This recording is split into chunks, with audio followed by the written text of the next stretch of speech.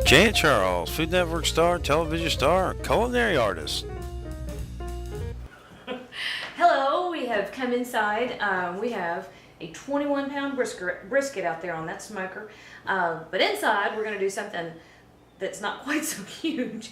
I'm going to show you how to do all kinds of stuff today, right? We're going to do a Tip Roast, and this is something that is absolutely perfect for a holiday. I mean, it's delicious and tasty and showy and everything, and it's not a lot of work, so that's perfect. We're going to show you how to braise a brisket inside if you're not crazy enough to go outside and set your yard on fire. We're going to do glazed carrots. We're going to do some cream spinach. I've been promising I'll show you how to do silky mashed potatoes, so we're going to do that. And if I don't forget what I'm doing, we're going to make some shortbread too, all right? So we're going to come over here and we're going to start by two things. Anytime you're putting a meal together like this, go ahead and get your water going. See over here, this is going to be for the mashed potatoes. See, so look what I did. All I did is I peeled them and dropped them down in that water. That's one way you can prep ahead a few hours if you want to. If you want to get your potatoes to the table when they're really nice and hot and fluffy. But you can shortcut the work that's involved by getting them peeled up and then covered with a little bit of water. So, we're going to start bringing that up to temperature. And it's going to take a good bit of salt. See, you want a lot of salt. Now that's kosher salt, so it's not near like a big handful of table salt. But you do want them salty. You want the water salty, not the tables. Okay. So, turn it on to about medium to just over medium heat, okay? And let's come over here. I'm going to show you how I'm doing this. Over here where I'm working. Get those guys out of the way. Now, most of the time when you buy a brisket, you're not going to get one this big. Let alone as big as that one out there that's already out there on the smoker. All right, this is the point end, and this is the flat end, and you're going to have this fat cap, see, right here. This one is actually, there's not a whole lot of fat cap on there, is there, Daryl? Oh. All right, so we're going to trim it a little, but not too much. The difference with doing a brisket in a braise, like what we're about to do here, versus doing it on a barbecue using a smoker or a grill is moisture. Braising means that you've got an enclosed container, right? So I like to use a big Dutch oven. Let me grab see, I don't throw it away. I don't throw away anything. Anyway, I use an enclosed Dutch oven or a crock pot. And this is why crock pots work so well. Because it's sealed, the heat doesn't escape. And you still keep it, relatively low. But that's how you end up without having it real dry. So get this one off. So there's not a whole lot of trimming to do on this small brisket. I think they did most of it already. Okay. Now, folks, she called that one small. The small brisket. Yeah, earlier she's calling it big. Yeah, this I thought it was big until I saw the one that Daryl showed up with. I'm going to swap knives because this one's sharper. Now, a lot of times when you see brisket recipes, have you noticed this? Well, I don't know if you read recipes. If you see a lot of brisket recipes, you're going to see a lot of briskets a lot of recipes that call for a 3 to 5 pound brisket. And that often is because when you go to buy one from a regular grocery store, chances are you're either going to get the flat end or the point end, but not often do you get both. So when you see a 3 to 5 pound brisket, it's because it's been trimmed right there, about right here. You're going to get the fatter piece or the flatter piece. Now, what we're doing today with this,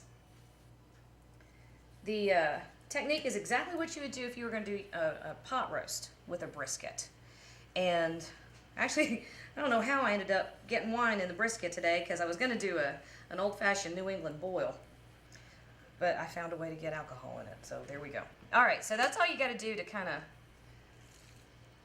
get him ready for the pot. So this is wait, I got beef hands. I'm pushing, there we go. All right, so we're going to use this salt, and then I'm going to ditch this container because you don't want to do the cross-contamination thing. So a nice coating. You don't have to go crazy, but you do want to season your food as you're cooking. And that means you want each element of your food to be correctly seasoned. And if you don't season them now, it doesn't matter what you try to do to it later to add salt and pepper, it won't taste right. It just won't. Trust me. Trust me on that, if on nothing else. And this is a pretty thick piece. And it's going to be in here with, this amount of salt is going to go to season, even though we're going to have some other stuff. All right, wait, now I got to wash my hands. Hang on, I'm sorry. Look, we're smoking. Why are we smoking? And Something's always smoking. Oh, it's because I turned the wrong eye on. That's why. Don't do that.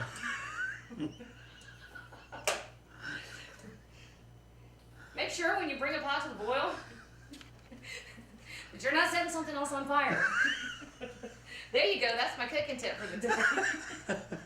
That was so cute. How about that? All right. So over here we have a little over medium heat.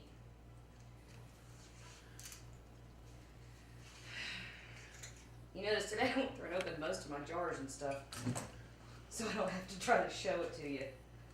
All right, now in theory, we're gonna brown this off, but you notice my pan's not big enough, so we're gonna kind of get creative. And the reason it's okay to do that in this situation is because it's gonna. Where is the camera? Am I talking to this camera? Yeah. It's because this brisket is actually gonna go in a slow cooker. It doesn't have to be beautiful. You want the browning though. Whoa. Hell yeah. Because it's flavor.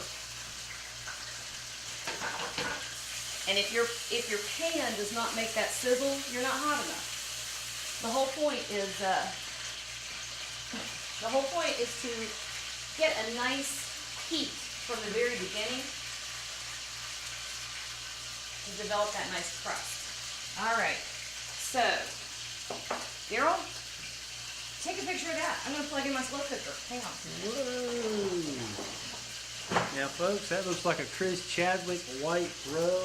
I gotta admit, so it must have some kosher salt, the Chris Chadwick secret rub. Boy, I like kosher salt. I like the flavor. It's got a really clean flavor. Oh, see, now you got me over here moving my furniture again. Hey, folks, it's always that corner over there. I'm not sure what's going on in that corner right I have an extension cord over here that decided it's not going to work.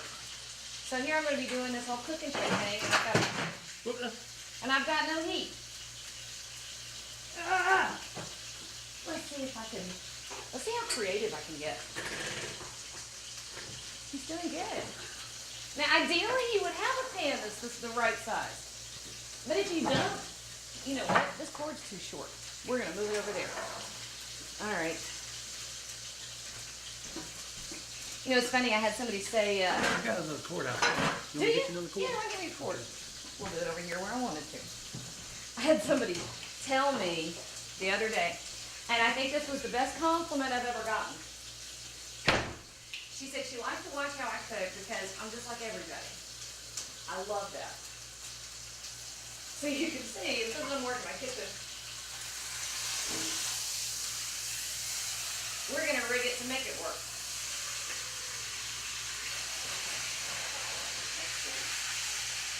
There we go. So like I said, you don't have to develop a beautiful crust on this thing. You'd like to, if you can. So I'd love it if I had a pan that was big enough, but if I don't, it's not the end of the world. All right, we're going to put together the seasoning for our sirloin tip. And I've got the oven over here. Here, I'm short. I have the oven over here at 350 degrees. And I've got garlic, powder, kosher salt, black pepper, and you know what? If you want to take the time to grind yours fresh, you know, it will taste better. Today I'm being a little bit lazy. We're going to use some oregano, and I'm going to grab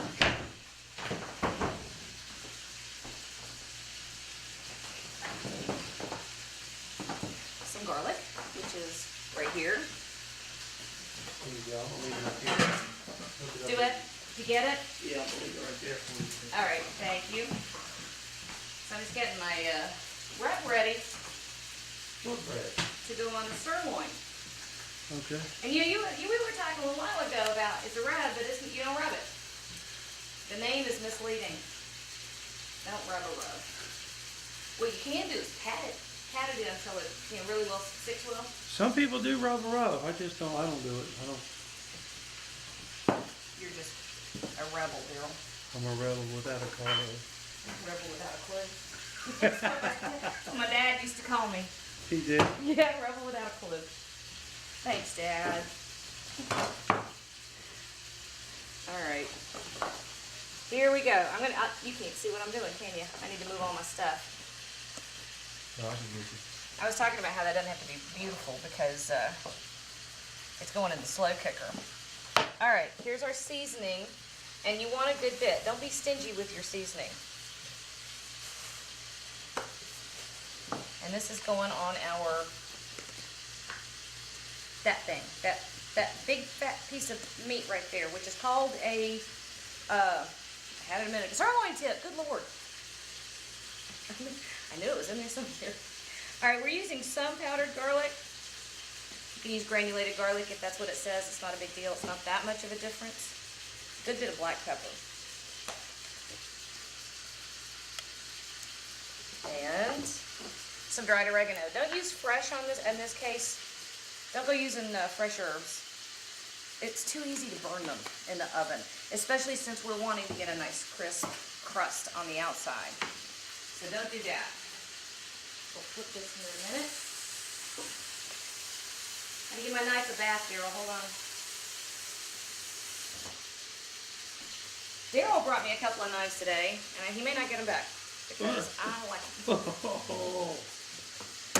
All right. Somebody had asked me on YouTube, on my YouTube channel, not long ago, what's the easiest way to peel garlic without getting it everywhere? And I'll show you. You saw what I did just then where I smacked it. You see how it loosens up the skin a little bit? However, garlic is really sticky. And sometimes, see, even after I smacked it, it doesn't want to turn loose. There we go. So here's what I do. Sometimes this works, sometimes it doesn't, but I always try it. I pinch it just like that and wiggle it, and you can loosen the skin up enough often. See, there it goes. And that way you don't have to get it on your fingers. Because frankly, that's one of the things in the kitchen that sort of freaks me out. Raw egg and garlic on my fingers. I know it's a personal problem. There you go. All right, wait a minute. Let's turn them over.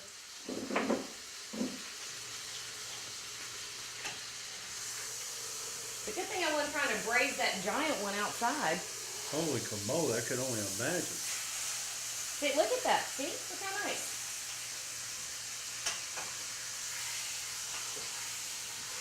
There we go. Give him another minute or two. We got all the... It's not going to work on that one.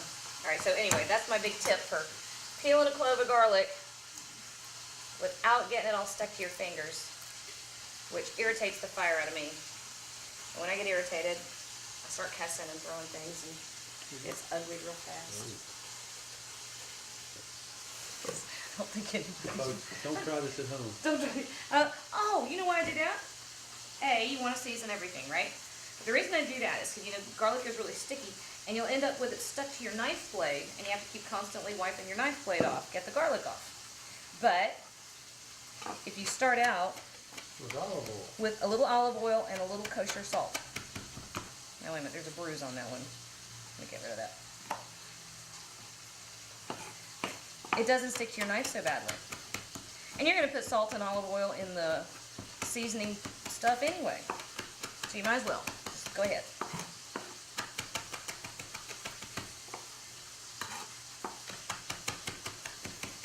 This is the part that's not real entertaining. Sorry. Oh, did we get that plugged in? Did you plug that thing in, or did you leave it for me to do? No, it's plugged in, but you just have to plug the actual thing in. It means you left it for me to do. Because the camera's kind of in the way, All right. 4 cloves of garlic. We're going to drop that right on top. Okay. And this is for the sirloin roast, okay? So on the brisket, all we've done so far is a little bit of salt and pepper. No, I didn't use pepper, a little bit of salt. Olive oil. You watch that thing. Watch me dragging the furniture around again. Hang on. See what we can do.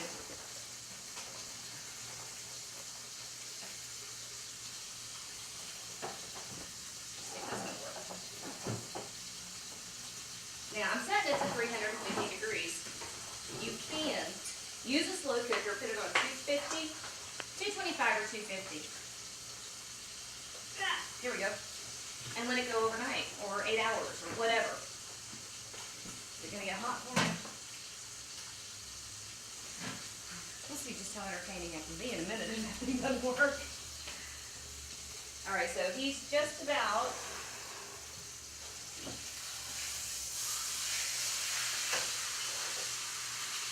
gotten crusted everywhere. So we're gonna come over here to this one. And when you're doing a roast like this, take it out of the refrigerator for 30, 45 minutes before you season it and put it in the oven. You want it to begin coming closer to the temperature of the oven. It does make it easier when it matches the temperature of the oven. It makes it easier to control the rate that it cooks. And that way you don't overcook part of it or have the middle underdone or any of the other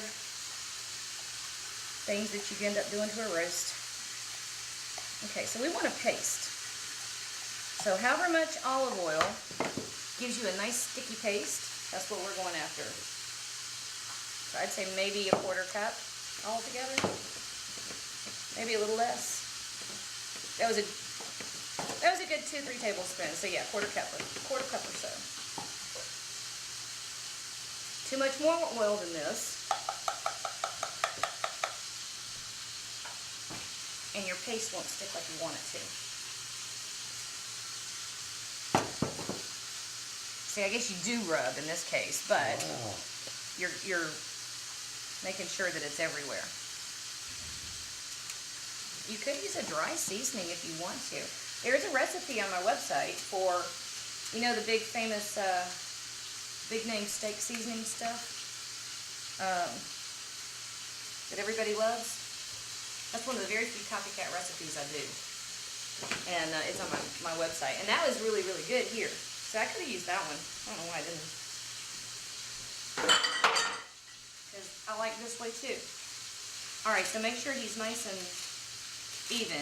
Alright, we're going to wash hands real quick. That's the hard part. That's the part I haven't figured out yet about doing the live stuff, is how do you get your hands clean without boring people to death? Because there it is. I have no idea. It's live action. I mean, that's the way it goes. That's right. All right, so let's check our slow cooker. Daryl, you know what I think we might do? What? Oh, no, there it goes. It goes. There it's going. Okay. I finally got some heat. This is not actually a slow cooker. It's one of those roasters. A lot of times you see them in the discount stores near the holidays. And it's supposed to be so you've got an extra oven for your turkey. But you have temperature control on this thing to 150 degrees. And it'll go all the way up to 450. Now mine doesn't get that hot. It's supposed to, but it doesn't. However, I have realized that thing serves really well as a slow cooker. If you're cooking in volume. Alright? Here we go. 7-pound brisket. Now, he did it. He did it. That's a strong girl, man. Alright, so we're putting it in here, 350 degrees, and now we're going to go take advantage of all this yummy stuff that's left in the bottom of this pan over here. Alright? So I don't want the brown bits, I don't want those to burn, so I'm setting it to the side, but I'm leaving the eye turned on, because we're going to make the jus. Okay, he's ready to go, so I'm going to throw this in the oven real quick. This thing and the rest of it is, oh, right here. Remember how last time I was looking for my kitchen twine? The boys got it. There it is. Do you know what they do? You know what they do? What? They use this. This is a cake leveler. You use it to level a cake so the top's even. and they use it to make bows and arrows. And they make a bow out of it, and then they use kitchen skewers, which they're all gone because they. No, there's one right in the very corner. Oh, there we go. Oh, and that's the arrow. There's your bow and arrow. Ain't that sweet? Look Part at of that. part of me wants to kill them, and part of me is like, that is clever. I like that. How did they figure that out? All right, so here's the number one trick if you're working with roasting meats in the oven. You're after temperature, not a roasting time, okay? It's helpful to know that in general, you want 15 minutes per pound because that kind of lets you time out your meal. You know when it's going to be ready.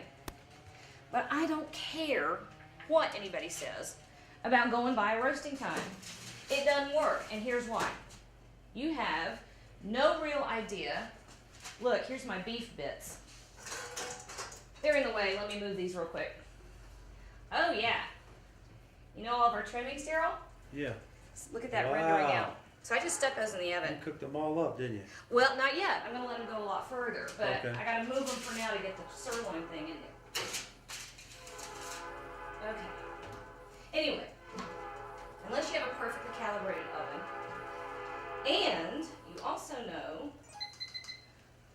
the exact temperature of your roast when it goes in, and you know how to adjust your cooking times to account for the temperature of your roast, the adjusted temperature of your oven, and the thickness of the piece of meat, it doesn't work. Don't worry about times.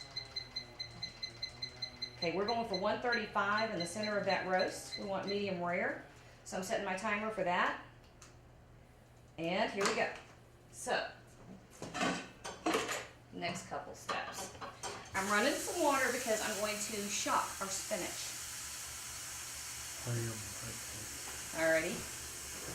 So all I'm going to do is bring this up to a boil. Daryl ran away. I think he went to go check that brisket outside. I'm going to bring some water up to a boil, drop it in here for just like a minute, and then drop it in some ice water over here to stop the cooking. So I'm putting that back here to come to a boil, and just like you do with the potatoes. Jan Charles would like to appear at your event. Get in touch with Jan Charles today. Salt your water. Season it as you go. The seasoning in this case not only seasons the spinach itself, but it also starts to preserve the color. So you'll get a nice, bright, vivid green. Alrighty. Daryl, I think they're still watching my sink over here.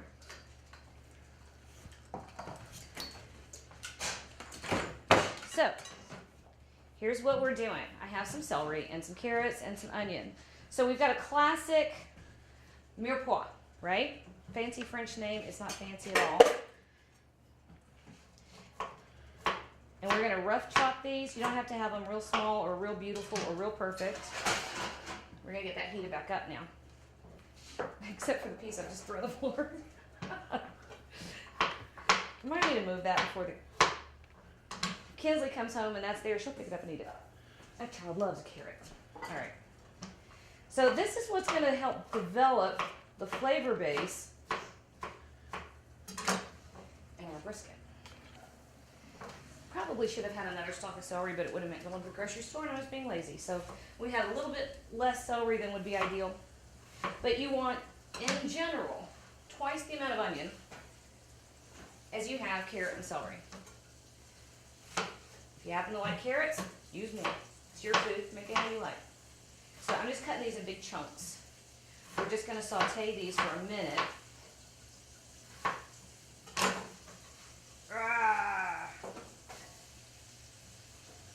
Everybody in here. Okay. Daryl, a little movement. All right, wait. Ah, shoot. I was going to get my little dish. I forgot to get a clean dish for my salt. Where's it at? It's behind all those lights where I can't reach it. Oh, in here? Yeah. One of those little ramekins. Yeah. Yeah. You know why I like to keep the salt in here? What's that? Well, you can pinch it, and it's really easy to determine how much you have. So you'll see chefs on TV being all chefy. You know, there's a reason they do that. You can tell how much you have, and if you're doing it way up here, you notice how it's like it's snowing. Yeah, on it the food? spreads out. It spreads out, and you get a much more even distribution of your salt. It's pretty cool, huh? Yeah. All right. So pepper. I often have pepper over here too, but I don't, not right now. I tell you, I'm really lazy today. A lot of stuff I wasn't gonna, I don't want to work hard when it's a holiday. You know what? Yeah, that's That right. is not the, oh, you are so gonna laugh at me. Here, I found it. So you're gonna laugh at me if I couldn't find my bottle opener. All right, this is always gonna be good for a laugh. Watch me open the wine. Now, when you're cooking with wine and cooking with alcohol, which I love to do because it's got so much flavor, there's this big thing about how, ooh, all the alcohol burns off. Oh, no, it doesn't. It never completely burns off. Where'd I put the, jeez, it's right in front of me. Here's the thing. After 15 minutes, Oh, what? isn't that cool? That's one of my few cool kitchen gadgets. And it's because my hands are so weak. Whoa. I'm delicate, so I have to have some. Oh, all right, here, I'm gonna throw the rest of these in here and let them just keep going. Is it hot? A little bit. Slide those up there and they'll just do their thing while that roast goes. Okay, when you're getting wine to cook with, taste it, you know. People are very tempted, pardon me, people are very tempted to go in and get a cheap bottle of wine to cook with. Well, here's the thing, you just spend $40 on that brisket and you've probably got another $5 in the pan with the other ingredients. Don't go ruining it with a really cheap wine. Make sure you like it. Now with that said, there are tons of really good wines out there that are not very expensive. And if you have questions, chances are the people at the wine shop are very happy to help set you up. Right? So there's my wine spiel. I happen to have an aunt that manages a liquor store, so I have inside information. Okay. Red wine. You can use a Merlot. You can use a Pinot. You can use a Cabernet. You can use a lot. You can use a lot. How about? Don't you backsass me. It's about 2 cups, I think. Actually, it's a little bit more because that's a big old brisket over there. And there, that's dealt with. I'll make you deal with that later.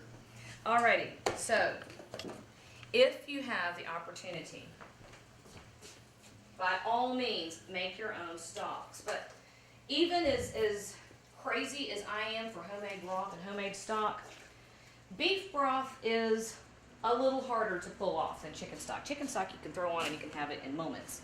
Not so much with beef. It's harder to obtain the right bones. You have to make sure that they're cut to the size of your stock pot, and you know, it's a mess. Now, I happen to have a butcher, and hey, listen, I have a butcher that will do this for me, and if you have one, go search them out because they're worth their weight in gold. Call and tell them you want shank and knuckle, and that you need it whatever size your stock pot is, you need to cut to that length, and they'll do it. I just have to remember, there's my number one problem, I don't remember. You have to remember to do it far enough ahead of time for whatever you're gonna do. Now, homemade beef broth takes a little more effort, but oh Lord, it's worth doing. We need to shoot that, don't we? Yeah. We need to shoot that. All right, so I put 2-3 cups of wine in here. I have 3 or 4 cups of beef broth. Now, one of the problems with the commercial beef broth, it really doesn't have any body, right? It doesn't have any oomph to its flavor, and you want that deep, intense, concentrated flavor. You can improve a lot with some fresh herbs. I don't know why I'm waving this piece of rosemary at you. Fresh rosemary. Sorry. And a can of tomatoes. Diced tomatoes, it's a 14-ounce can. And we're going to do a couple other things real quick. We're going to bring this up to a boil. Here I am, back in the garlic. Can you smell that yet? Man, yeah. Oh, that's good. Sometimes I surprise myself. Sometimes. All right. I keep trying to make sure I've got my beef knife and my veggie knife separate. You thought I was losing it. Did he run away? Yep. No olive oil this time. No olive oil this time because, and eventually you'll see why. These can be in big chunks. You know, the smaller you cut the garlic, the more intense the garlic flavor, and it can be pretty sharp. You know, if that bothers you, cut it off. It's not completely necessary. It kind of bugs me. And see, look, what's with the garlic I bought today? All right, wait a minute. We got to do some surgery on the garlic. Daryl, what was that? What was that? I don't know. I don't think I want to know. Oh, I know what it was. What? It's the insert for that slow cooker. Once it gets to a certain temperature, it pops a little bit because you know temperature. Temperature will make it warp. Okay. So if it's warped, it's done that before, and I think every time I've said, "What was that?" Oh, it's a slow cooker. I was afraid our cooker outside had caught on fire. Like, oh, It blew up. That would make an interesting show. Hey. Hey, you might want to call the fire department. We could call. Well, you know, we could feed them when they get here. All right, so you can have all these big pieces right in the pot, and you want to bring this up to a nice hot solid boil. All right, so give me half a second. Look, I've got all this stuff all over the place. I'm making messes. My dog is mad at me because I'm not giving him all this beef. Boudin. Boudin shoot. You know that he's a wiener dog. Boudin is he thinks I'm calling him. Boudin is a sausage, usually made with seafood and rice from New Orleans. He hollered at me earlier. He hollered at me earlier today, too. He was singing, wasn't he? Yeah. Well, Boudin is a cream-colored dachshund, and he's long hair. So his name is Boudin Shoot, which kind of means sausage puff. Oh. See, isn't that clever? It was a pun. Yeah. He's a wiener sausage. I'm a foodie. It works on all levels. Okay. Our potatoes are not boiling yet. That's not boiling yet, so we're going to whip out our shortbread. How about that? Shortbread. Let's do that. I made this the other day. This was so funny. All right. We're just plugged in everywhere now. I made this the other day, and when what I usually do when I'm writing my recipes and developing what I would then want to turn around and show you on the videos is I'll make a batch or two and I'll get it exactly like I want it. And then I'll cook a batch and I'll use that one just to take the photographs of, and I will make my final recipe from that batch, right? And so that's usually the one I try to make pretty.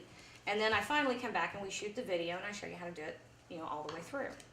Well, I had my shortbread and I made the batch and it was right towards the end of school. A lot of times I'll do these and let the kids snack on it. And I put a big note. Kids know, don't touch, we call them pretty plates. Don't touch the pretty plates. So don't touch the pretty plates until Mama's got her photographs and all that kind of stuff. So in this case, I made the shortbread and I put it on the racks to cool. And I put a note on it, do not touch, I'll be right back.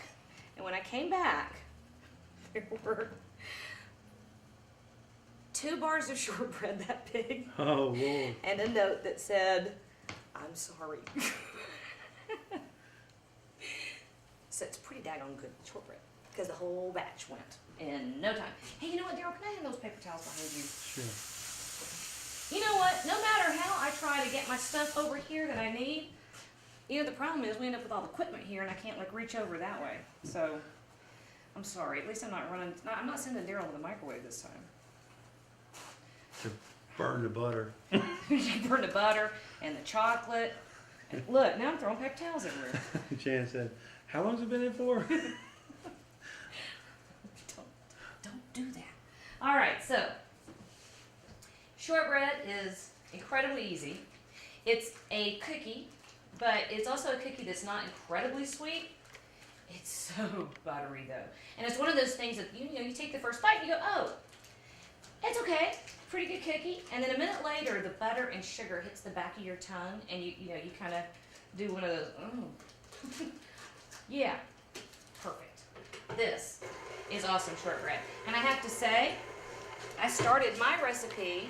There are a couple of ladies I heard on NPR See, I've got too much stuff crammed in too small a space. Here, let's put the kids away.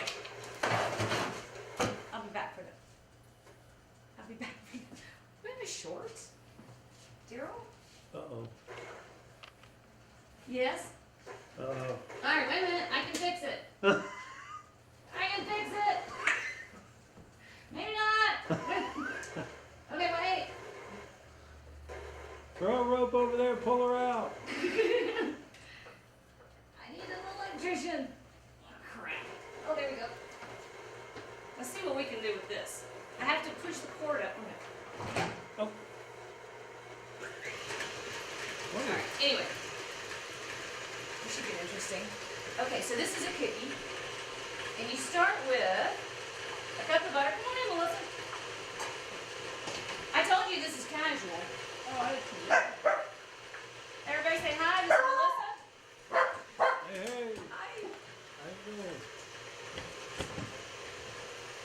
Alright, so to the cup of butter. Alright, boo, that's enough.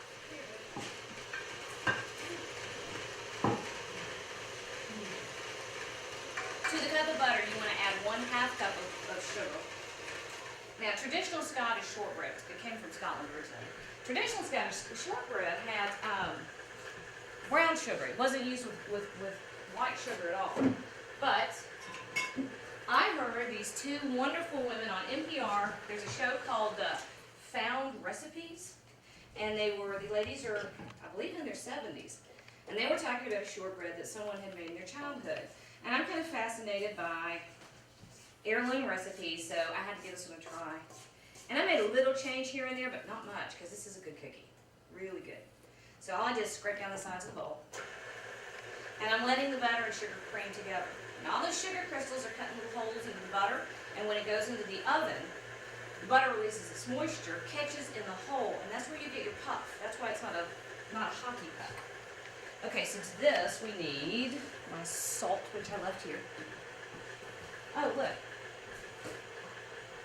Forgot what I was doing. A good pinch, about a teaspoon.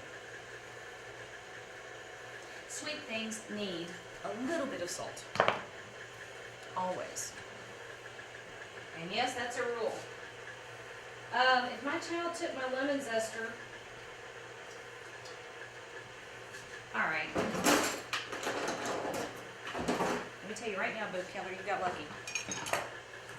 All right, so we're going to use a lemon, and we're going to zest it. And see, look, when you're zesting a lemon, don't get the white part. That's bitter, and that's going to make things kind of nasty. But if you just go lightly over a microplane, you get this very super fine little bit of rind, and it's got an amazing flavor. I love it. Okay, see? Yay, that was easy. So we're gonna Isn't put that stuff real sour? Huh? Isn't that stuff really sour? No. No? Well, I mean, it's lemony sour. Of I course, know they use it in a lot of dishes. I just wondered how sour it was. it's not so much that it's sour. It's more that it's got a very intense taste. Okay. So that little bit of lemon zest will deliver more lemon flavor than, half a cup of juice. Here's the other secret: lemon extract. Okay. And this is pure lemon extract. This is the real thing. They make this with oil, not the imitation stuff. Okay? Imitation stuff is bad. So a little bit, half a teaspoon. That's all you need. Oh, look, everybody over here's getting happy. Nice. Okay, here we go. All right, so to this, we're going to add the flour. So put the sugar in there this time, didn't I? I have forgotten that. This is all-purpose flour. The only leavener you have in this cookie is the creaming method. So you don't add baking soda, there's no baking powder. It's going to make a pretty dense dough. What are you laughing at? You were worried about whether it's going to come on or not, huh? Actually, I was worried about if it was going to throw flour all over. I was really...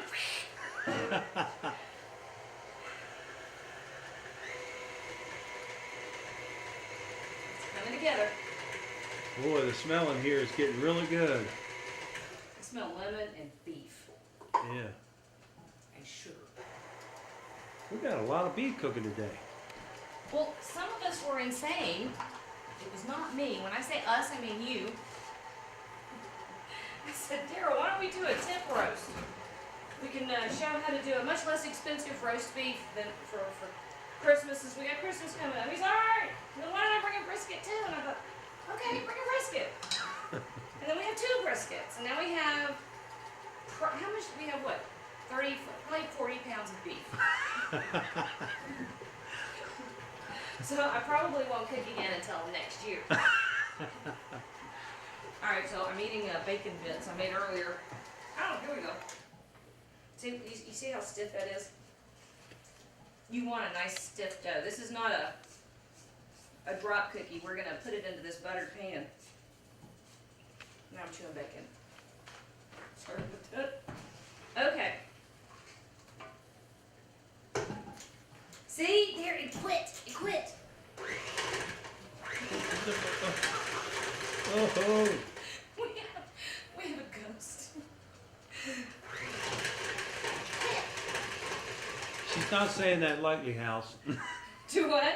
You said we got a ghost. I said she's not saying that lightly, House. No, I'm not. No, I'm not. We call the ghost Jeffrey. I really don't think Jeffrey is messing with my my mixer. But anything that happens like that, we blame it on Jeffrey. Dun, dun, dun. Dun, dun, dun.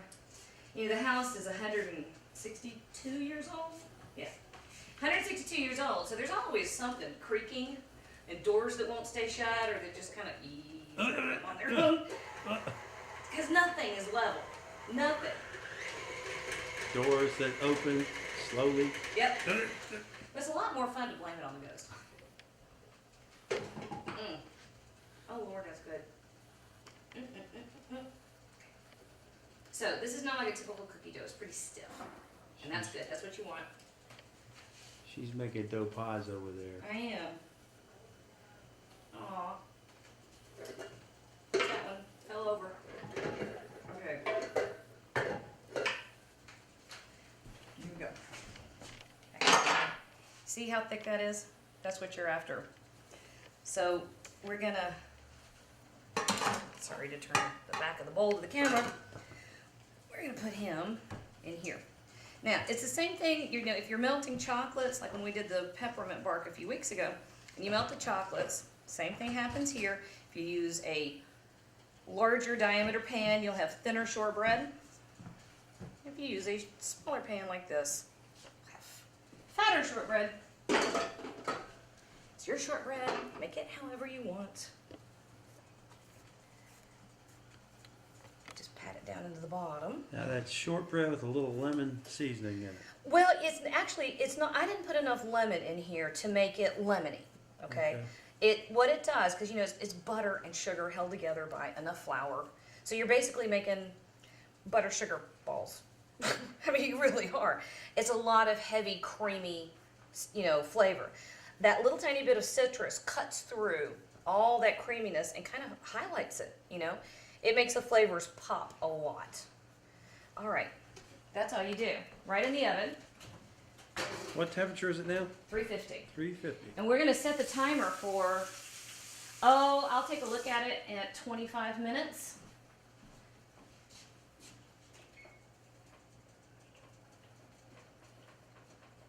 That means we get to shoot for at least 25 more We got minutes. 25 more minutes? Yay!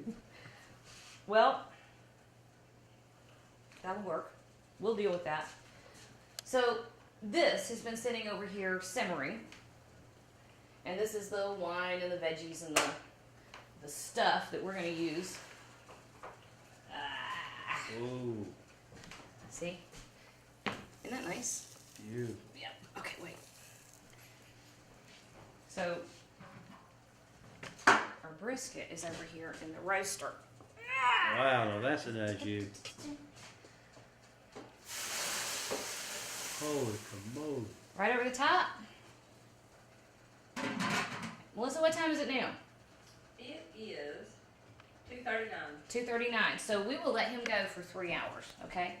So at 5:39, we'll be back and show you what that one looks like. And in the meantime, we're just leaving it alone, okay?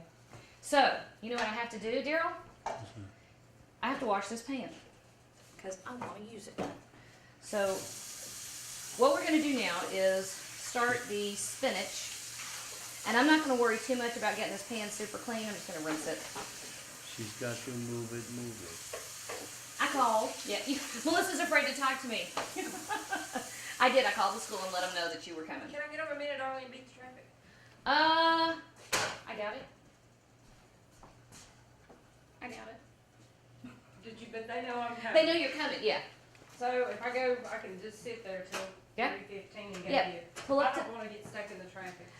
no, and I tell you, the way to do it is like what you're saying. Go early and avoid it. And just go to the side parking lot. You know, it's got It's the, not the apartments? Yep. Okay, All right, thank you. okay. All right, so there's instructions on how to pick my kids up from school. Alrighty, so we have our spinach. Is that the same spinach we used on the other video? Nope. Different? We've used, what did we use before? We used turnip greens last time. Okay, so this But you is, made a salad. I made a, oh. Yes, it is the same. Oh, I'm sorry, I forgot. It is the same, we're just doing something different. All right, so I've got the boiling water back here, right? Now, let's see if I can do this without an utter disaster. So what we're gonna do is we're gonna blanch the spinach. Okay, oh, Daryl, I can't do that without dropping it. See that? No, they hadn't gotten back. We're, all right, we're live, just so you know, don't say anything horrible and embarrass me. Right here? Nope, the white one. Yep. Hey all the people. It's got water with ice in it. Everybody say hello. Hello. Hello. How we doing? More of my kids. Okay, so here's what we're gonna do.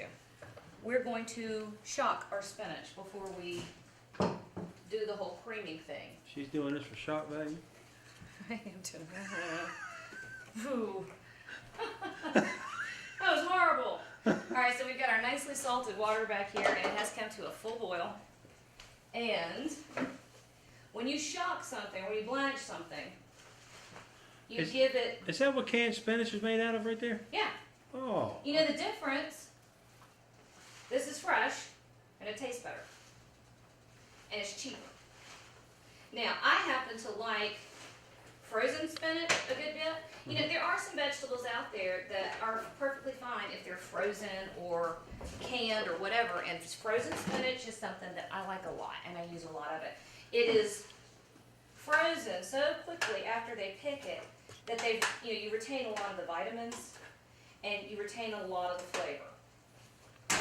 All right, now, are you seeing how fast this goes? Now, is that water's in there boiling? It was boiling and it was pretty heavily salted. Okay, now, and now you got ice water in the pot. Yep, so check this out. Whoa. See all of that spinach? This is blanching. This is blanching. I'm gonna show you blanching. Okay. Well, this is draining, actually, at The this point. limbs went down, though. I mean, the leaves went down, didn't they? They reduce by a large amount. You're gonna lose a lot of volume. Okay, so salted water, you drain them, Whoa. you chill them down. Holy camole, that quick. Yep. Yeah. Okay, so now we can let it just sit here for a minute while we get the rest of it ready. And that puts a certain consistency on it. You get rid of all that liquid. So, I mean, you can make creamed spinach by sautéing it and then adding the cream. I think this gives you a better flavor because you get you lose all the water from the spinach. So, what we will do, and the ice water stops the cooking, right? You don't want to really cook it anymore at this point. Boy, how long did you actually have it in the water? Like 30 seconds? Probably. Yeah. Wow. Yeah.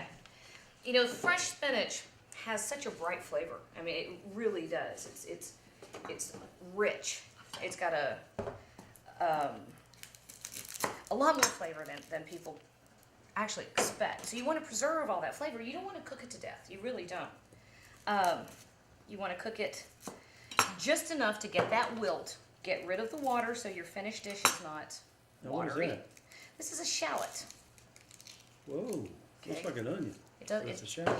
It is a cousin to onions. Here's what it looks like. See? and you just take the peel off. You treat it just like an onion. It has a milder flavor than onion. So what's the difference between a shallot and a chalet?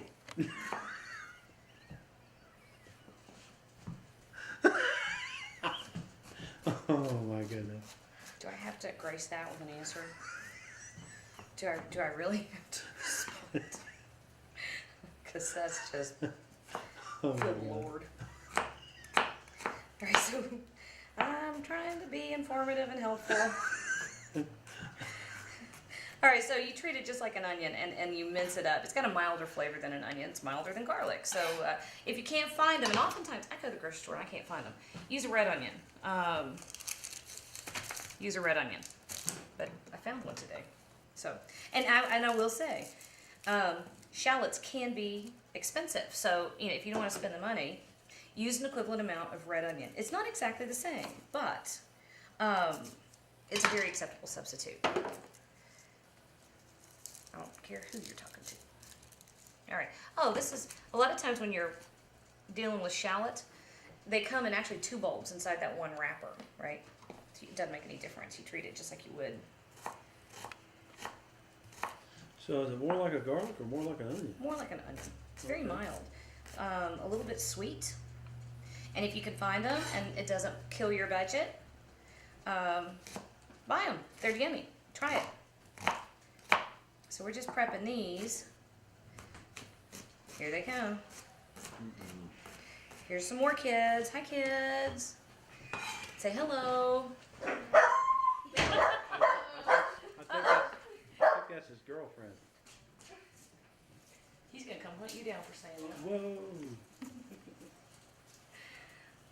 They were wandering. They went to. We live so close to town that the kids walk down to the grocery store, and we've got a couple of fast food places down there. It's kind of neat too. Oh, listen, my town is awesome. Got a little cover over the road, gate thing. Oh, the Old Town Gate. Yeah. Yeah, Daryl drove downtown. Well, there's the historic downtown, which is one way, and then the more commercial business downtown the other way. And Daryl saw, we have a little monument thing in near the commercial district. Daryl saw that a little while ago. It's incredibly picturesque here. That's the garlic. This is garlic. And I'm kind of, you see, we just want little pieces. We're going to saute this here in just a minute.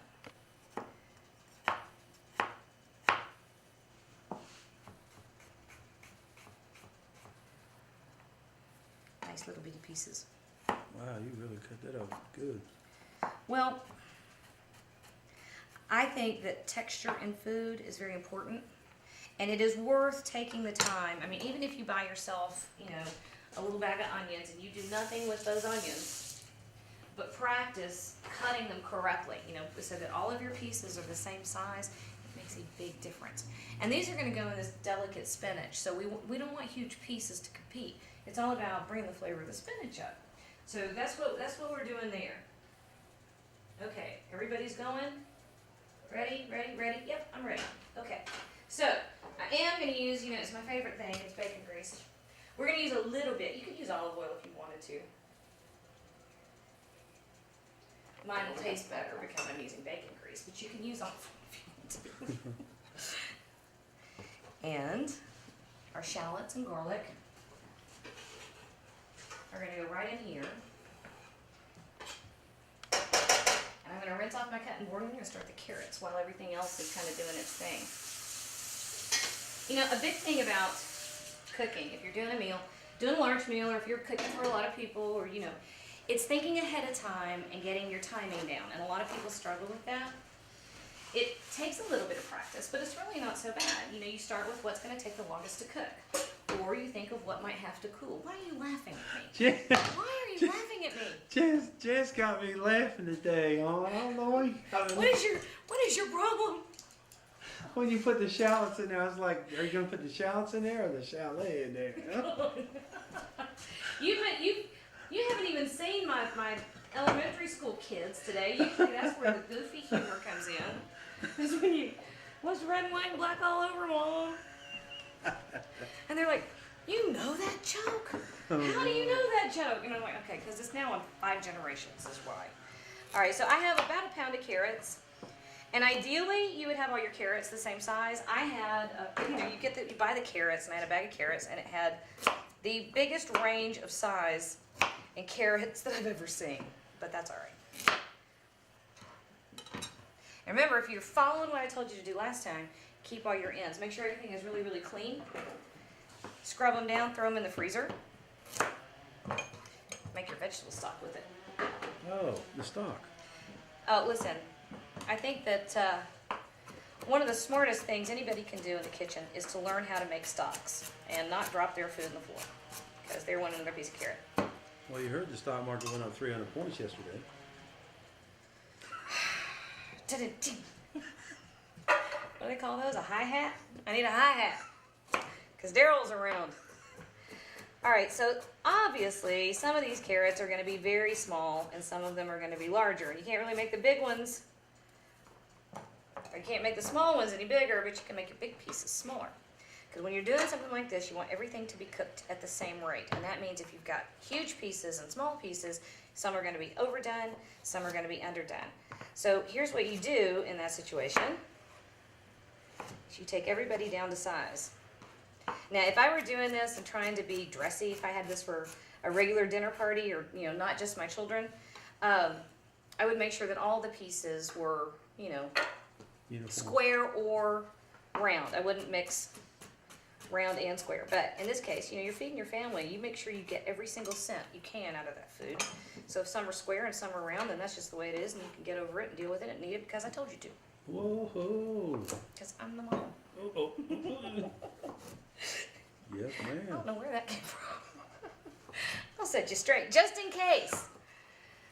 Just in case you decide to act out. I'm working the camera right on. Yeah. Look what I did. Look what I did. Okay. Rule number 2. To saute, turn your stove on. So I had the wrong eye on earlier, and then I don't turn one on at all. Nice. You know why? I was waiting to hear the sizzle. Because you can actually turn your back on a pan like that if you remember to use your ears and your nose. Because you will hear it and you will smell it at different stages. And I was waiting to hear the sizzle, and there was no sizzle, so I knew I had no heat. Not having heat to cook with has been a theme for me the past few weeks, hasn't it? Somebody was asking me the other day on Facebook. She was saying how much she thought she could be a good cook, but she didn't know how to cut vegetables correctly, and it worried her. And I will go back and look up who it was because I think this is important. Don't worry about it. The worst thing that's going to happen, if you've messed up the chopping, the worst thing that's going to happen is you're going to have uneven vegetables, and they won't cook at the same rate. So if you've really done a horrible job, take your practice onions or your practice carrots that you've worked your way through and use that to make your vegetable stock, right? And if you've done that, you have your practice time in where it won't really affect anything and you haven't wasted the food. Because we don't waste food, do we? Whoa.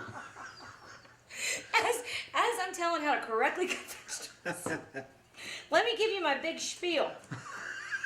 Because I'm a professional. I don't know what's wrong with me laughing so much. I'm sorry. Okay. This is serious work here. This is serious. You've got to get with it. I could have cut these ahead of time so we wouldn't have the carrot cutting show. Well, it's kind of fun watching you cut them, though. Because all the pieces are even. That's hard, impossible for me to do. Well, actually, if you think about it. Have you done this like a lot in the kitchen? Yeah. Okay. Mainly because, I was talking a little while ago about a mirepoix. Mirepoix is carrots, onion, and celery.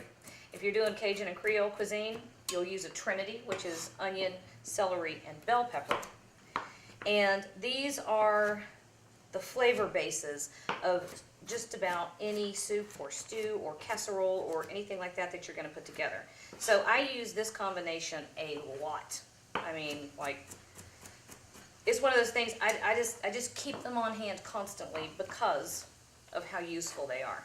If you're doing Spanish cuisine or some Caribbean cuisines, you've got the same concept. It's called a sofrito, where you have a mix of vegetables that are sautéed or cooked ahead of time in order to impart a very distinctive set of flavors. So there you go. There's my big culinary lesson. See, there's the sizzle. Oh, I hear some sizzle over there.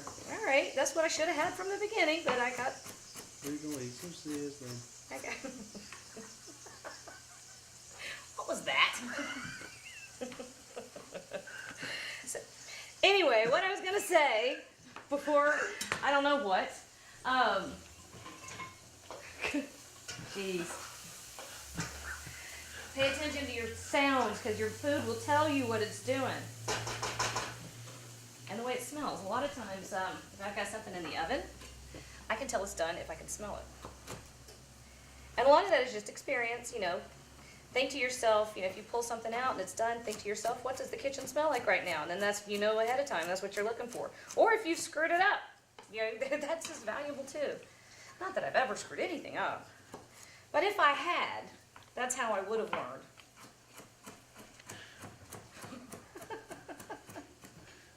All right. You ever watch that movie, White Man Can't Jump? White man can't jump. No? Is that your... They were standing out there on the edge, and he thought he was going to win the basketball game. He said, "We gonna eat some sizzling." And then he starts losing the game. He says, "We ain't gonna eat no sizzling." What did that have to do with anything? All right. All right, so now at this point, we're going to drain this off. It's not quite ready to go in the pan with everything else. But we want to get rid of as much water as possible. And I'm actually going to press this in a minute once it's finished. Wow. Finished draining. Okay? This is a slow colander. The holes are too little. Okay, so then you actually do squeeze the water out, which is the same thing you do when you have frozen spinach. You squeeze all that water out. All right, so I'm going to let that sit there and do its thing for just another minute. See what we got here? Wow, okay, good. Yeah, that's the shallots and the garlic, and you don't want them to go beyond this point. You see those are on the edge of burning, so don't do that. So again, I'm going to pull the pan off the heat, but leave the heat on, because I'm going to grab the cream. Daryl, I'm sorry, I'm walking off the camera again. I tried to remember to get everything I needed, and of course I forgot. So there we go. And that's there, and hey, you know what? I want to use this. Wait. Due to technical Don't you come over difficulties. here looking at me. You know that stupid chocolate pie? Yeah, that you squashed all over the top of the Yeah. refrigerator? It was there for a week. Oh, really? I walked over one day and Lance, my daughter, opened the refrigerator and she kind of glanced at the chocolate pie that was stuck to the top of the refrigerator. She kind of glanced at it and I said, how long are we going to pretend we don't know that's there? She said, oh, I'm happy with leaving it there forever. And actually, a friend of mine actually ended up getting the stupid chocolate pie off the top of the refrigerator, which was Daryl's fault to begin with. Oh. Well, it was. Well, I could have fixed it myself, you know. I would have been more glad. But you could have. But I didn't. But you didn't. I actually just left it on there. That's right. And apparently all 8 of us were perfectly willing that it stay there. There was always that Got a whole- promise of a little more chocolate. That's right. All right, so our carrots are ready. And we're going to give them a little butter, you know, a couple tablespoons. And putting it on medium-high heat, or medium heat rather, not medium-high, don't do that. And check this out. Not that was just me drinking a ginger ale. All right, check this out.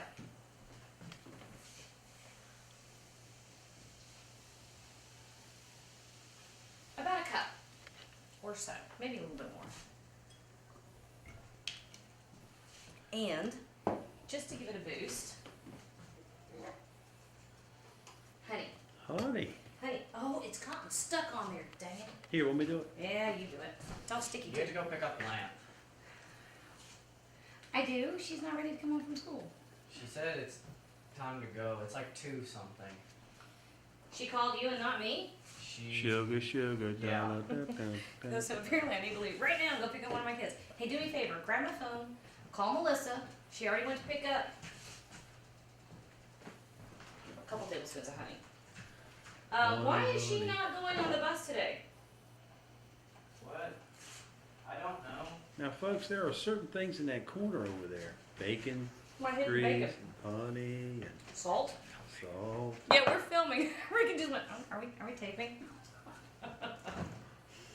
Okay, so where did I put my stuff? Is right here. Sorry. It's my big problem in the kitchen. Just a little red pepper flakes. Whoa. So you put some honey, now you put some heat. Yep. No. It's Jeffrey. It's Jeffrey did it. Alright, so this is gonna come to a boil. Hey Toad, you know where the lid, I can't call her honey, I'm doing a thing. No, text her. There, I did it. I'm not texting it live. Here, go. Call Melissa. I texted. Don't text and drive. She's not. She's sitting and waiting on them, is what's happening over there. Alright, so bring heat back up here because I've got my eyes backwards. So I want a little bit of heat over here. And this is for what we're going to do to finish off the spinach. Cheap cheese. I have to say, I absolutely adore fresh Parmesan. It's the most delicious stuff on the planet. And I think one of the most brilliant things I ever saw in my life was the time that Iron Chef did that Parmesan battle. Did you see that? Did you see Mario Batali had a wheel of Parmesan, like a 7-year aged Parmesan wheel, and he hollowed it out and put pasta in the wheel. Holy of cheese. holy hell. And I was yeah. sitting there going, oh. They used that to preview the show for a long time. Wow. So, but it's expensive. Yeah. He probably A had whole wheel of $1,000 worth of cheese. Oh, yeah. I ain't gonna do that at my house. I'll use the cheap cheese. Now here's the thing with the cheap cheese. You can't use tons and tons of it because it's cheap. You don't want that to be the predominant flavor, but when you're making a sauce like this, it's got a nice, nutty, salty thing that's really nice. Okay, so our spinach, right in that pan with the onion and the garlic. And remember, we salted the water that the spinach was cooked in. Oh, that smells good. It does smell good, doesn't it? We salted the water the spinach was cooked in, so it shouldn't need a whole lot of salt, but we always taste to make sure. So this gets sauteed just for a minute. Now, what's the end dish here Huh? for the spinach? What's the what? What's the dish going to be? This is cream spinach. Ooh. But it ain't your mama's cream spinach. Is it going to be dip or just the cream you put over potatoes? Is it gonna be what? Spinach dip. No, it's not spinach dip. Oh, okay. Hi. Hang on just a second. Come here. Oh, sorry, we're running a little bit late. Hey, JoJo, come on in. Oh, sorry. Alrighty. I can't find him. Oh, there he is. There he is. Come here, boo. Come on. You're back in here.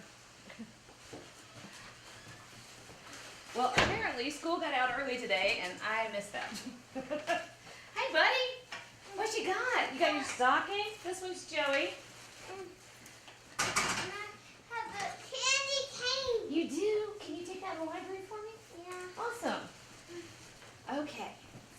Almost done. And let's see. All it needs at this point. Oh, there's our shortbread. Okay, so. Hi. You're on air, buddy. That's nice. That's nice. All right, that shortbread is not quite ready, but it's getting pretty close. I want to give it another 5 or 10 minutes. How about we start with 5 and take another look? Okay. So, to finish off the spinach, how was school? You worn out? Not really. I just sprinted. About a quarter cup of cream. You sprinted. Oh, from the bus? No, not from there. I had +9, so. Here, could put that in the. I have a question. Your Huh? sister called. How come she didn't get on the bus? Do we know? That's a big thing of Parmesan cheese. A couple handfuls, not too much. Oh no, I just kind of got on bus 9 real quick and Okay. he told me drop me off at the same place. And All right. You don't want the cheese to dominate the flavors. Can you put that in the fridge for me? But you do want to add that little bit of nuttiness to it. And our carrots have come to a boil, so I'm going to turn those down so they just simmer. And we're going to turn this around just enough to start melting that cheese. There we go. Now, if you had to cool them in ice, that spinach would have went down to nothing, wouldn't it? Little strings. Yeah. Yeah, it would have gotten, it would, you know, the texture gets to where it's, you know, it's not the most beautiful thing. what are you making right here? Hmm? What are you making right here? I'm glazing carrots. Wow, that's beautiful. Look at there. Isn't that nice? I love the bright color, how it stays bright. All right, Bladen. Oh, never mind, I've already got what I need. So, would you stick these things out of the way so I've got a room to kind of, What do you mean stick? Oh, the pots and stuff? Now, to keep this warm, and it will get a nice little crust on it. I'll just put them on the table. That works, buddy. Let's see if I can put it in there. Well, I've got to fire my, I have to fire the beef fat first. You know what we gotta do, Daryl, because this will take a while, but after the brisket, we gotta come back and show what this beef fat looks like and what the next step would be. I thought that was chicken wings for a second. I was about to Chicken wings? Oh, it does kind of look like chicken wings, and somehow that's wrong. That's just not right. Sorry, I didn't mean to make you go through it. Yeah, ooh. You gonna help me cook? I guess. All right, let me move. Don't touch this because this is hot, okay? I don't want you to get burned. Here, let's stick it right here. Yeah, that's another idea for the show. Let's make some buffalo. Will you put this on the table for me? Yeah. Let's make some buffalo hot wings. I got my kitchen assistant now. I got somebody to help me hand stuff back and forth. Need a sous chef. I know. Here's the thing. Have I lost my rice? No, it's gotta be in here. Oh. Uh-oh. We're in big trouble. No. I was gonna show y'all my cool trick. Hang on, I'm still gonna show you the cool trick. Hey, Bladen, look over there in those shelves and see if you see the ricer. Now, I don't do a whole lot of specialty equipment. Hang on, Daryl, I'll be back in a second. Yep. Thought I had it over there. Rice is what you mix biscuit dough up with. Do what? That's what you mix biscuit dough up with. Not at all. No. Nope, not even close. Uh-oh. It is a press. Is it hanging on the wall? Oh, that's right. You used it on the sweet potatoes. I did use it on the sweet potatoes. Oh, that thing. Yeah, I did it on the same thing. Oh, look, it's hanging right on the wall behind me, like I'm a big idiot. Yeah, there it is. Potato ricer. This is how you get really fluffy mashed potatoes and keep them from getting sticky. We're gonna see if our potatoes are ready. They should be. Oh yeah. So I'm gonna let the water drain off of those. Yeah, that's really a nice pot setup. Where'd you get that at? It's just a pasta pot. It's a what? It's a pasta pot. Pasta pot. Okay. You cook pasta in there and drain it. And I end up using it for just about anything. You know, if you're using large quantities of stuff like I do, I end up using it for anything that I'm going to end up draining. I think it's. Is that a set that you bought? Two pieces that come together? Yeah, you buy them. There's also like a steamer basket that goes with it. Hang on. I know I shouldn't do dishes or clean on camera, but it drives me nuts. I can't stand it. I have to get that dealt with. Okay, so it comes in one set, and if you go online, if you go to Amazon, you will find pasta pot, and I like the one with the little deal part. Butter. What am I like? Call me a biscuit. Yeah, thanks. Thanks, dude. I appreciate that. Oh, perfect. All right, look here. Ooh, that was hot. Shortbread, okay. And what we want to do with the shortbread is I'm going to score it but I'm not going to cut it all the way through yet. And part of it has to do with the fact that shortbread is supposed to be a very crumbly texture. You know, you don't want to over mix your dough because it'll make it tough. But So is that the same stuff that they have the song for? shortbread. Mama loves shortening, mama loves shortening, shortening yeah. bread. Mama loves shortening, shortening, shortening. Mama loves shortening, shortening bread. Yep, that's it. There's your song. You got me that was singing. pretty good. Now, you're not trying to go all the way through. It has to cool a good bit. So we're going to set this over here to the side. Oh, look, my lines are getting crooked. What's in your crock pot, Mama? Huh? What's in your crock pot, Mama? Ha-ha. A brisket. Shouldn't have told me because now I'm going to go eat it. Wait, don't touch. These are hot. You're not going to eat that until I say you're going to eat it. You're not my real mom. Oh, really? Oh. You I know my- produced that child. Whoa. He's stuck with me. Okay, so this is going to sit here and cool. All right? Shortbread's Now let's mess with our potatoes. Hey, didn't I tell you to put the cream away? Will you bring it back? Please. Oh. All right, so butter and cream, a little bit of garlic powder. Not too much. You want a hint, but not overwhelming. Now, why powder instead of salt? Garlic salt is exactly what it sounds like. It's garlic powder with salt added, right? Oh. I like to control how much salt is in my food. Can I have the cream, son? Thank you. He's over here trying to lick the spoon from the shortbread. I like to control the salt that's in my food. I would rather buy garlic powder and kosher salt separately than use just garlic salt. I've got garlic salt in the cabinet, and I actually end up having a hard time using it up because it's just not nearly as versatile. Now, you can also get granulated garlic, which is, it's like, it's coarser than garlic powder. Garlic powder has just been pulverized. They dry the garlic and then just knock the fire out of it. Granulated garlic, oh look, there we You go. need me to See- press it? No, I got it. I knew that See was why it's coming. called a ricer? Yeah. Because it comes out in little rice shapes. But you're not damaging the protein, or not the protein, the starch in the potato. You're squashing it, but you're not breaking all the starches down. You sure you don't want me to smash it? I want you to hush. Oh, you just got told.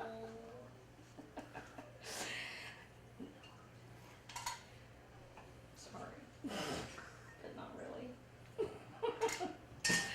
No, you're just making fun of me because I had a hard time with that stupid syringe thing that you wanted me to, that we were trying to use outside.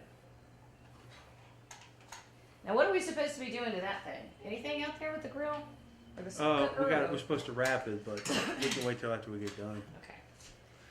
All right, so here's our potatoes. Wow. That's pretty cool, isn't it? Yeah. And then do you stir them together after that? Huh? Do you mix them together after that? Yeah, and now I put the butter in the bottom of the pot because the potatoes are hot and they'll go down on top of it. And a lot of times I'll actually go ahead and heat the butter with the cream. I didn't do it this time. I don't know why I didn't do it this time. I Now, just are you gonna mash those and make them just creamy, or are you gonna leave it kind of ricey? Nope, you'll see. Okay. Oh, patience, my friend. You, all right, fine. Matter of fact, you'll probably be kind of surprised at how quickly they cream together now. What is that?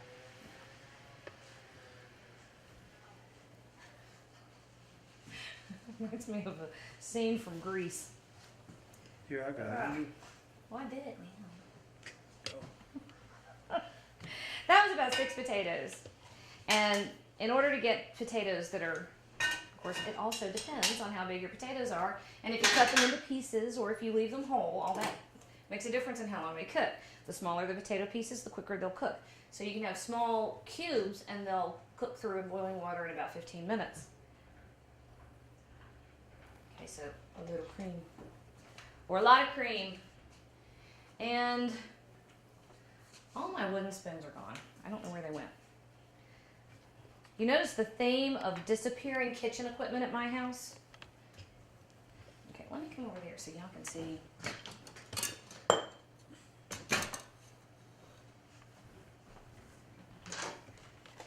Now, I put the butter in the bottom. So the heat from the potatoes would get started on it to get it melted. And then I put a little bit of cream in. Don't overwork your potatoes. That's what makes them gluey. You know, they get that thick gluey thing. But you can stop at whatever consistency you like, okay? If you are really being picky, you can drain the water from your potatoes and put them right back into the hot pot that they came out of, just to get that last little bit of water that came off. But mine sat in that hot colander and they got dry on the outside because you don't want water in your potatoes at all. So this is where we've just about got, I don't know, what do you think? I think a little more cream. That's my excuse. I'm gonna go with it. And the lid. And That's a clove of garlic right there, isn't it? what? What was it? Right there.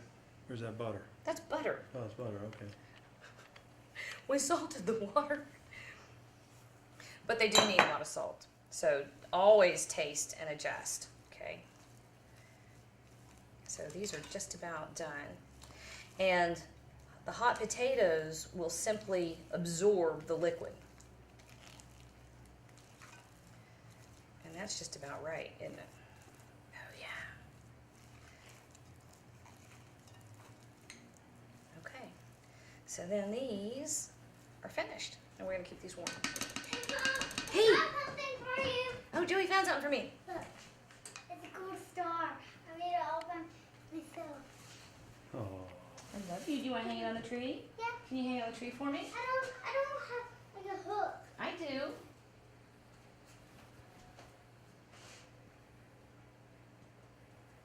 Squeeze. There we go. Can you hang it on the tree for me? So cute. He is so cute when he's not being so horribly naughty. The only thing I can say about him is that he is the youngest and is a born clown and entertainer. All right, so this is a cast iron pot. You like my cast iron pot, by the way? Wow, it's an apple. That came from my Secret Santa. It's now my favorite possession. All right, so we are getting to the end of this. We're waiting on, I'm actually beginning to wonder if my thermometer has conked out, so I'm gonna get another thermometer because we are not near hot enough. So I'm gonna get a second thermometer and double check it. Because that roast has been in there for a while and it hasn't moved very much at all in temperature, so we're gonna take a look. Uh-huh. You see that? When you're taking the temperature, oh, I don't like, oh, there it goes.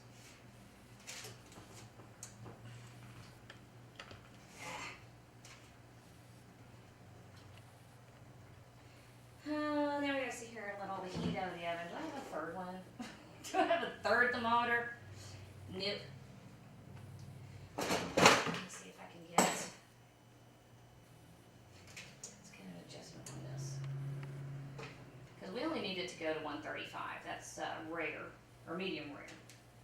And a sirloin roast, oh, there we go.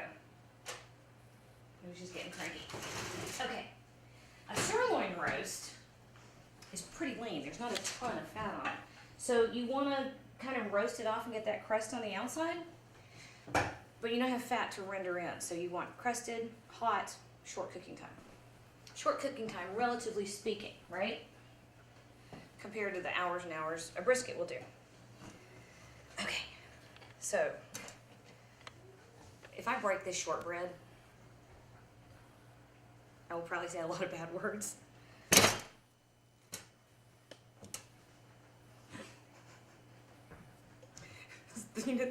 Gravity has momentarily been suspended in my kitchen. All right, so you butter the bottom of your shortbread pan so it's easier to get out.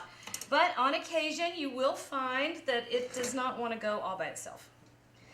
All right, so let's see if we can. Apparently today's show is how to fix every problem that can happen when you're trying to fix a meal. All right, actually, you know what I didn't do? You know how you run your, you don't want it to stay in here too long because you don't want it to sweat, and then once it gets too cool, it won't come out without shattering. So it's still pliable, and we've got to keep it pliable. All right, let's see, let's try it again. You know what we might have to do? Let's go buy some ice cream and serve it crumbled over the top of the ice cream if I can't get it out of here. Oh, spatula? Gravity is working. It's trying to pull itself off the bottom. So let's try one more time. Oh, look. Look. Oh, taste it? Yeah. Oh, God, it's good. It's good enough that you don't really care. Holy camoly, that's good. All right, so let's try again because it really should have come out of here pretty quick and pretty easy. Let's see if we can do this. Aha! I may have found the sticking point. And you know, when you let the, see, when it's warm, you see how crumbly that is? Once it cools, it will shatter instead of crumbling. So you really want it out of the pan. Man, if you could put some just frosting and whipped cream on there, that stuff is so Ah, good. see, it fell. All right. Frosting and whipped cream? Yeah. No, you melt chocolate Oh. and dip it in melted chocolate. All right, so Daryl, this is what you don't want to happen with your shortbread, because what you want to do is let it cool and cut little pieces like that. So you know what we're going to do? I'm going to fake it, which I'm really good at doing. Yes, that's exactly what I wanted. That happened exactly like I intended. See, I did it this way so I wouldn't have to cut it later, right? I saved myself a step. So where's that? See, we tell ourselves that, and you can justify anything you want.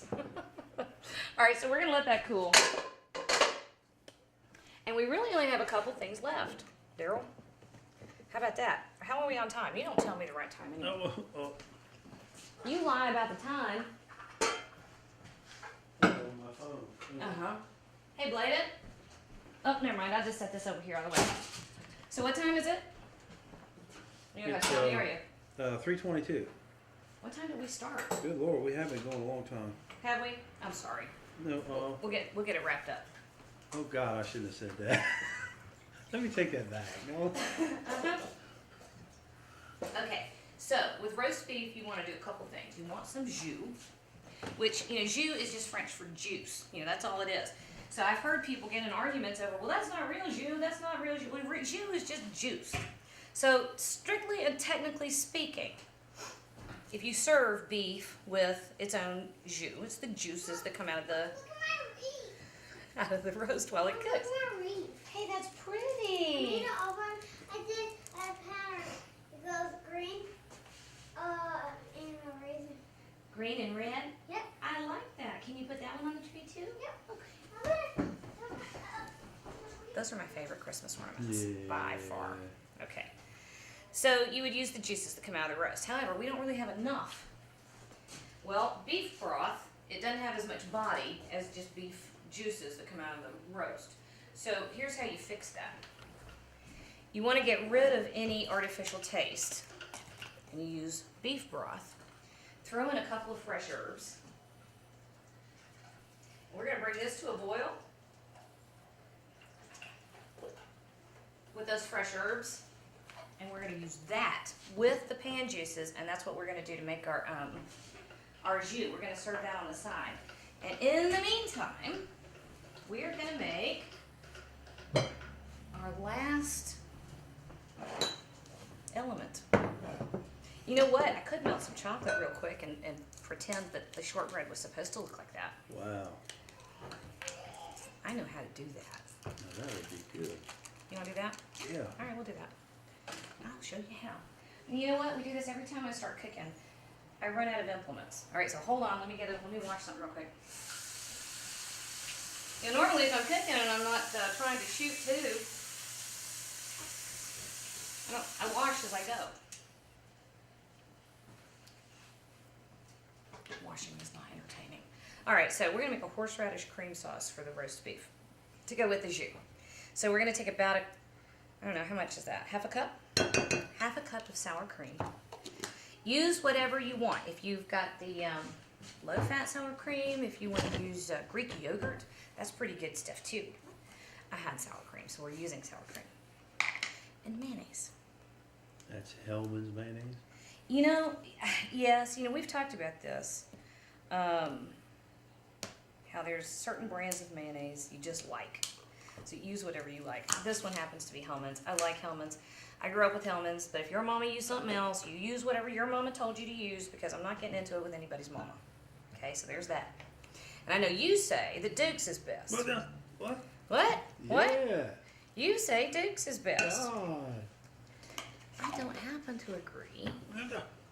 Also, I can't believe that. what? Are you from the South? I am from the South. Oh.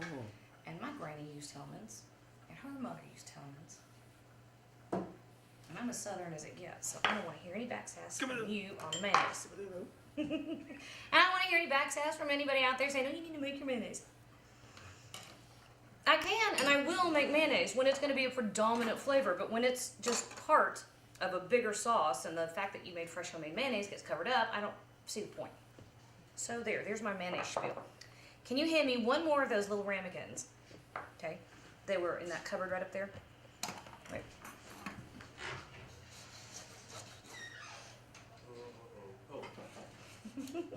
Don't ever start with uh-oh. That's scary. All right, now we can start getting rid of some stuff and getting it out of the way. Is that the trash can? Am I gonna hit it? Okay. So we're gonna clean up a little bit because we're wrapping up.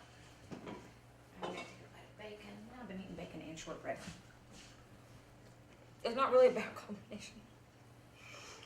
Okay, so equal parts mayonnaise and sour cream and lemon.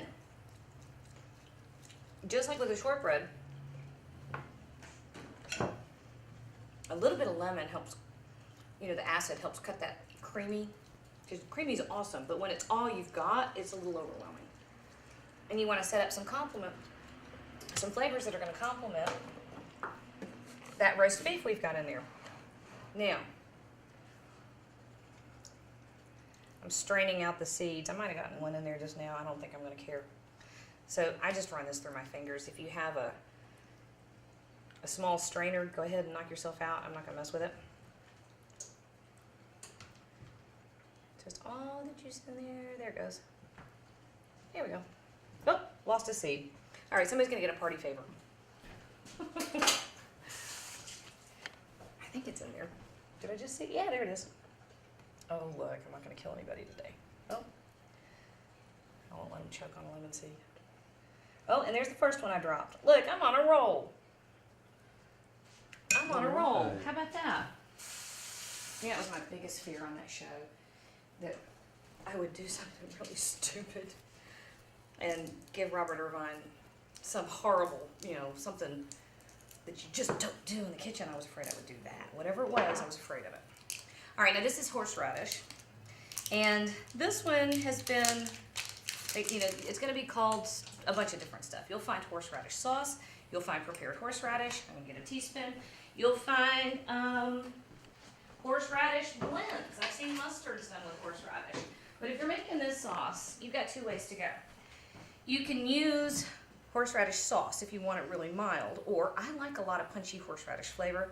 So I'm going to use a couple of tablespoons. This is prepared horseradish, where it's been mashed all to pieces. Grated is what I was trying to come up with. And horseradish can be very, very strong, but that's why it is so good. Whoop, flip it all over the place. That's why it is so good with that whole beefy thing, and then you've got that rich, creamy mayonnaise and sour cream, a little hint of lemon, and the bite of the horseradish. Ooh, that is good. I think it's funny when I get excited over. Okay. Need some salt.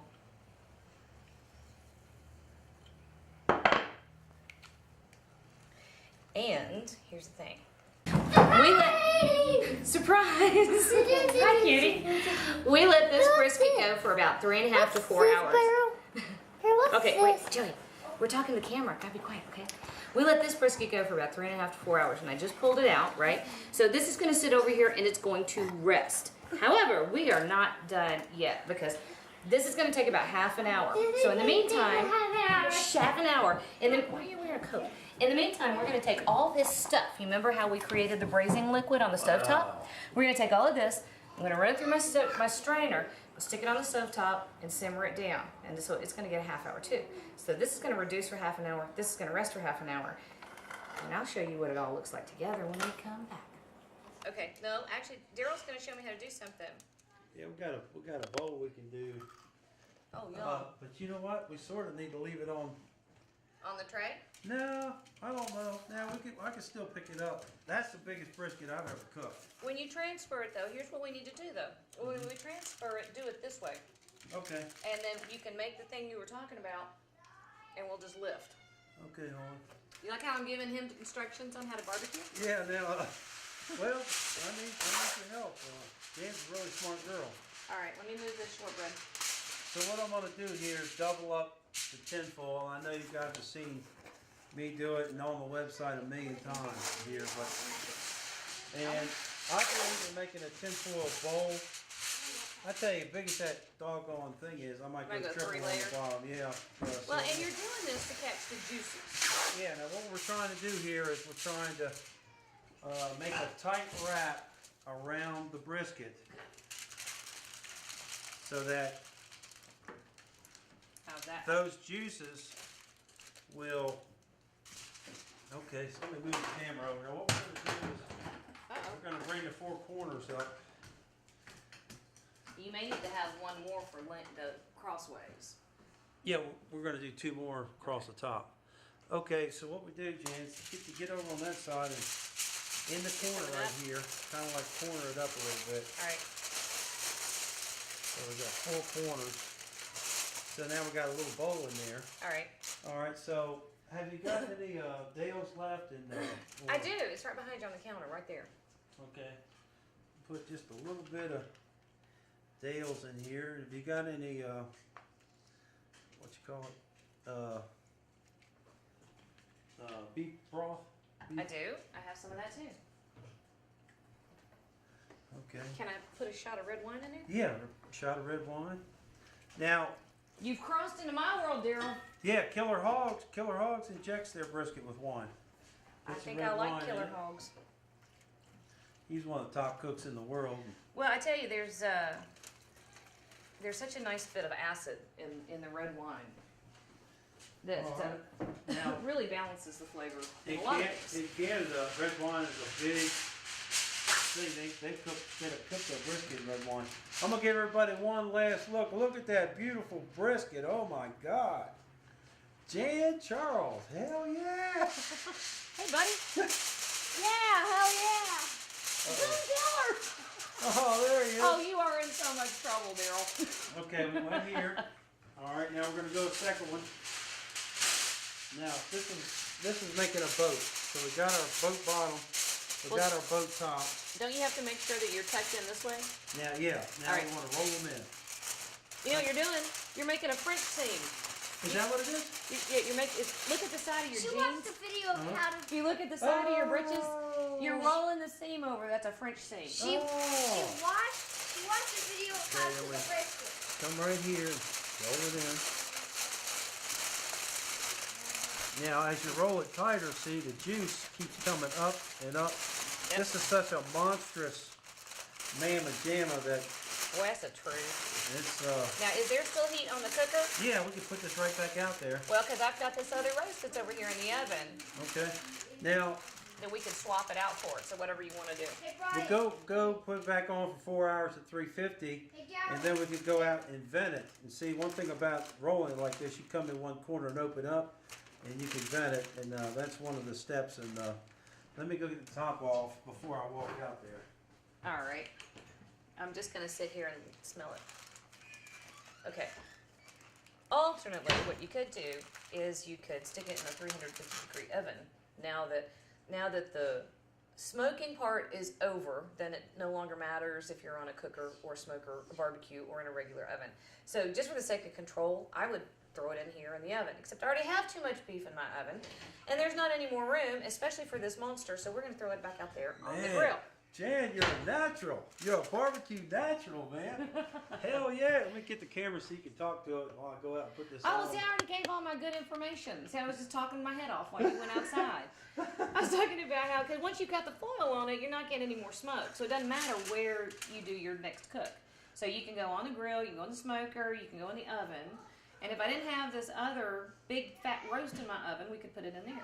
Which, Jan Charles is the barbecue superstars. Hell yeah. hey, did you hear what my little boy said a minute ago, Uncle? Oh, don't you? You are in trouble. Oh, well, I. Did you hear what he said? Oh, yeah. But he already asked me one time, how did you find out that was my catch line? Because he's been watching your videos. Oh, you've been watching my videos? We were watching Brisket last night, weren't we, buddy? Yeah. Yeah? Okay.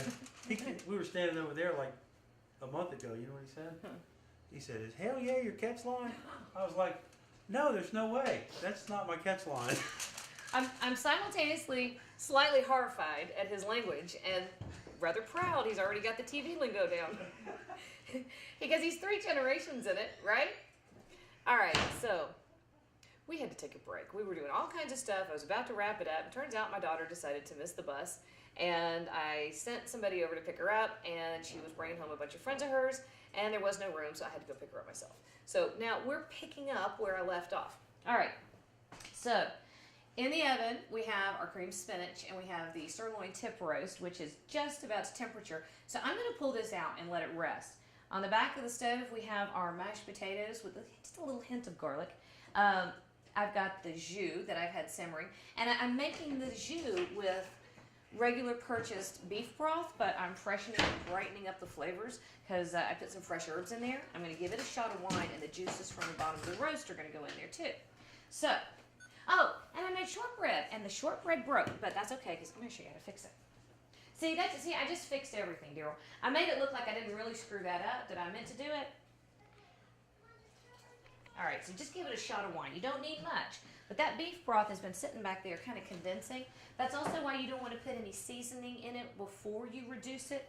If you put salt in it before you reduce it, and that commercial broth is kind of salty to begin with, and then you concentrate it, it'll be so salty you can't eat it. You don't want to do that.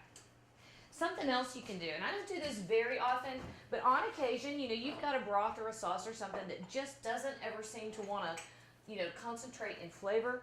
So if you need to, I keep a little bit of beef base in the back there.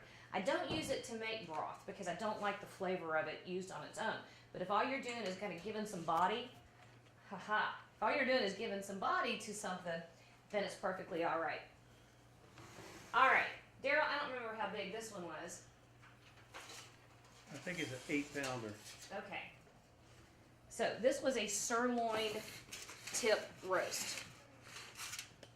And we're going to talk about the... Oh, I can't believe I did that, but anyway. All right, so our roast hit temperature, okay? So I've let it rest. It's only rested about 10 degrees. Do not cut your roast before it's had 30 minutes. Just don't do it. Just don't. You're going to ruin it.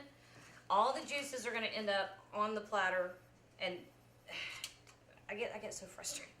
People pull it out and they go, "Oh, that looks great," and they try to cut it right away to check the inside. Don't do it. Okay, so I'm actually moving this over here. Now, it's resting. We're not going to touch it. This stuff, however, is nice. There is some beef fat in there, but you also have all the little flavors and the juices that came out. So we were over here faking it with a jus. We're going to go one more step to improving the flavor of that store-bought broth by adding the roast juices to it. And I gave it a shot of red wine. Did I put red wine in that? I don't know if you did. Did I put wine in the... I'll tell you how I can tell. Taste it, stupid. That ought to be my motto in the kitchen. Oh, yes, I did. Now it's starting to get nice. Now is when you start to season it. Because we're turning that down. That's reduced by about half. I'm going to give it a little shot of salt. I'm going to give it some pepper, if I can, here it is. Not too much, but it, beef needs a good bit of pepper. So that, and then one final, I use crushed red pepper far more often than I used to. And look, it's one little pinch for the whole thing. It's not enough to really give it much heat. You won't be able to go, oh, that's heat. But there'll be enough that you'll pick up on something. You may not know what it is. But I tell you, it's awesome. Okay, now our other thing that we did was where I screwed up the shortbread, right? And I made it look like I was a genius, like I had some plan. Well, I am a genius because I can fix things. Hey, Boone. Yeah. Honey, will you hand me a couple of the white plates? No, I see now the chocolate, it's melty. It's not completely melted, but it's melty like. Okay, this is what I wanted. This is what we were talking about. You know how last time we melted chocolate to make that chocolate pie, right? And we used bars and used the microwave, and you just give it a few seconds and you stir it, and then you nuke it a few more and stir it, and you have melted chocolate. Well, in this case, I did a double boiler. And the trick with the double boiler is not to get the steam to touch the bottom, or not to get the water to touch the bottom of your bowl up here, and not to let it go so hard that any of the steam coming out the sides gets in the chocolate, because it'll seize. Now, right before we ended up having to go get my daughter, I had turned this on, and then I walked away, right? And I left it alone. So it did that. See? Chocolate melts at such a low temperature. And the number one trick to working with chocolate is not to overheat it. If you overheat it, it's ruined, it's burned, and it burns at 130, 140. Don't do it. Go low and slow. Ha, how's that for a barbecue? Degrees. Actually, it's somewhere between 95 and 110, 20 degrees. That's about as far as you want to go. So there's your safety zone for chocolate. All right, now, our little shortbreads. What should have happened was I should have scored the top of the shortbread, turned it out onto the rack, let it cool, and then finished slicing it. Well, it didn't happen. I got crumbles. But I got all these little pieces that are about like this, okay? So that's not a bad little shortbread bar. Take your melted chocolate. Oh my God. Right over the top of your shortbread. Now, if you have meltier chocolate, if it's looser than this is, you could just dip it. But I will say this chocolate, or this shortbread, is pretty delicate. It crumbles, which is a good thing. And you can actually make a type of shortbread. They call it millionaire shortbread because all the ingredients are so rich. But see how we're going to do that? And it's going to look like we did everything on purpose from the beginning. I don't know if they're. Hi. Folks, that looks so good. That's just All right, wrong. fellas. See? All right, well, we'll be back here in a little bit. All right, baby. Oh my God. So what we're doing here is we're taking what could have been a mistake and we're making it look like that's what we meant to do. You have no idea how often. Oh, you want that one? Oh my God. You have no idea how often Hell yeah. I have made that happen in the kitchen. So I would go ahead and dip this, Oh but my God. shortbread is so delicate, I'm afraid if I stuck it down in the chocolate, that it would break off. It actually tastes like the bread and everything becomes fudge. It does, doesn't it? Woo, that's good. Well, what I'll do is I'll go through and these pieces that have close to a shape that looks like it's on purpose, cover it up. Oh my You goodness. can do just about anything with melted chocolate, right? Wow. So look at that. Tell me that's not a pretty little dessert. That is just. Ta-da! So you can even, if you want to get all foo-foo and fancy, give yourself a little swirl right there on the plate. See? Ta-da! Okay, so there's our chocolate shortbread. And we're going to set this over here. $27 at a culinary restaurant. I don't spend that much making it. I'm telling you, you could make somebody pay that much. Well, let me tell you. Well, you know what? If you, of course, made it actually, pretty, there's no reason why you couldn't sell something like that for $5.95, and you really don't have very much in it. Especially if you take the time to make sure that your chocolate is the right temperature for dipping. then you have very little chocolate in it, and your butter is your only expensive ingredient. So that would probably be a very good idea. All right, so we're gonna plate everything here, Daryl, and I'm gonna break a rule. Here is our horseradish sauce. I'm gonna move our dessert real quick. But here's our horseradish sauce that we made, and the rule I'm going to break is I don't have a gravy boat. Hey, Boone, can you look in the cupboard behind you and see if the gravy boat's over there? Okay. The rule I'm going to break is I'm going to trim my roast, or cut my roast before it's rested all the way, just so y'all can see it. So I'm making a sacrifice for you. I hope you appreciate it. That's the one you used at Thanksgiving, isn't it? Probably, yeah. So pour your jus through a strainer real quick. That's all it takes. And you can, of course, spoon it over the slices of roast, and then you pass the jus at the table. And I just sounded like Martha Stewart if she had grown up in the country. Okay. Whoa. Knock on the floor. All right, our last couple things. Oh, and then we can talk about that beef stuff, because I've got that ready. Now, look what's happened with our spinach. We've gotten nice and crusty on top, and it's still going to be creamy and luscious underneath, but you get that crust from the cheese that's in it. That little bit of Parmesan, so you get a great mix of textures there. You have your spinach that we did not overcook, which is a sin for spinach. And the last thing we're going to do for those carrots are, where's my little basket? Oh, it's over here. This is all you have to do. I love fresh parsley. I use this stuff more than I do just about any other herb. It has such a mild flavor, but a little bit of fresh parsley can really just wake up something. Plus, it's pretty. And it tastes good, especially if you get the Italian parsley. If you don't, get the curly kind.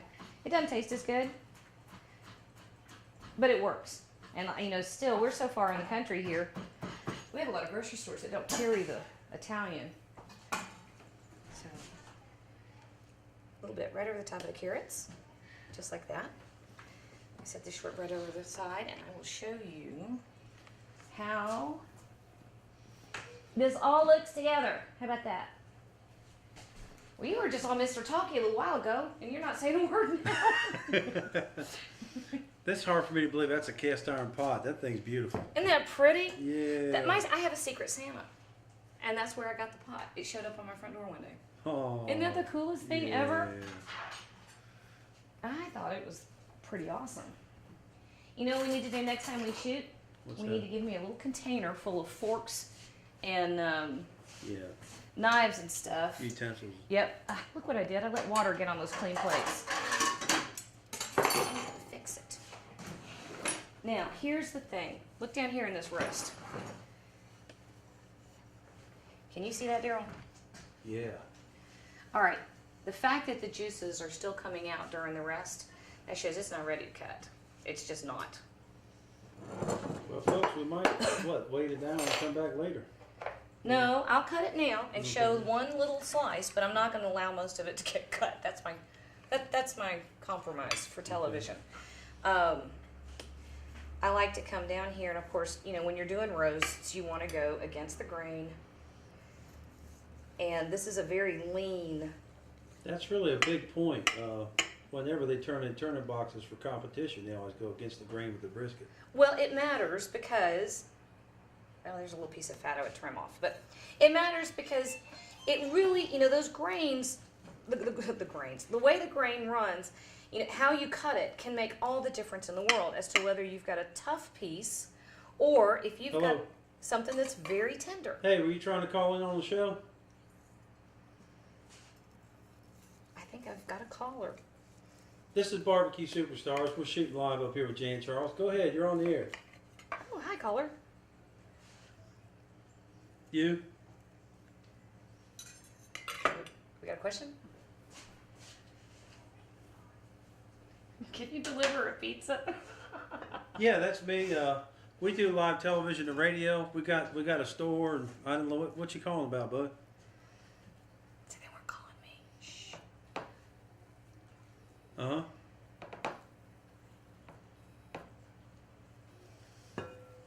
See, you gotta make a well in the top of your potatoes so that you can gather those beef juices. Yeah, that's the brand. Maverick's the brand that now our caller has a Primo grill, and he uses Maverick products for temperature control. Oh yeah? Tell me what the Maverick products are.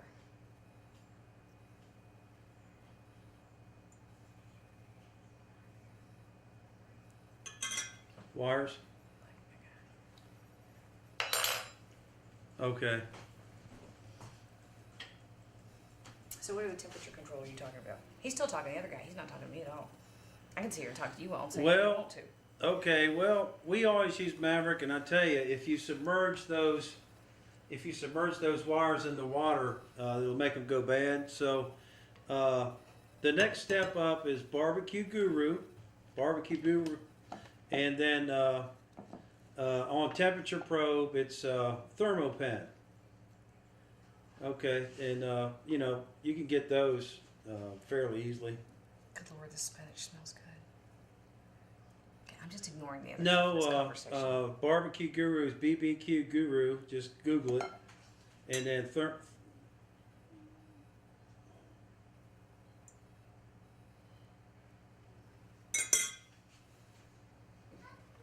okay. Okay.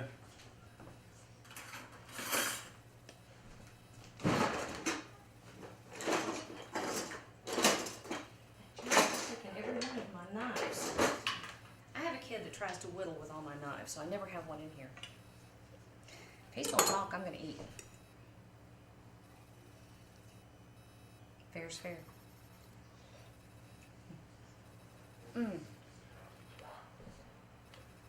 That's good stuff. Okay. What's the third probe for? Do you know? I'll be happy to take a plate.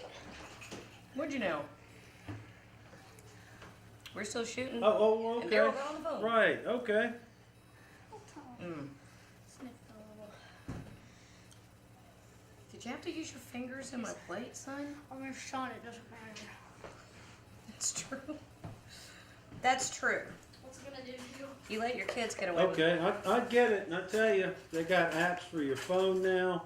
Barbecue Guru is superior technology in controlling temperature, and I get it. I mean, you can't go wrong. What's that Wait, sauce You for? can't Wait, go wait. wrong. You've got a clean fork. Let me use it real quick. Fine, be that way. There. It's worth it. You can use I mean- mine. Because mine's got horseradish. I like horseradish. Okay. Spread it all on there. Wait, do you mind? No. Here, let me help a little bit. Yeah. Now that's the one that you can. You It'll press do it, your it's phone. Here you go. And you don't have to have like a Try gadget this. that goes with it. It'll come right on your phone and let you know what all the temperatures are. You could have cut that. Get in it? That's half. awesome. It's good. No, but I've seen it out there at the competition, and everybody's got one practically. They're all going to it. Is that the app for the iPhone? I want one. It's like a Right. They're a little Name bit launching in my expensive, mouth. but you can go and watch the What is football this? game. You Cream know. spinach. yum. This is not a good steak knife. Spinach is really crispy. I like it. Mhm. What is the gravy on the potatoes? Jus from the roast.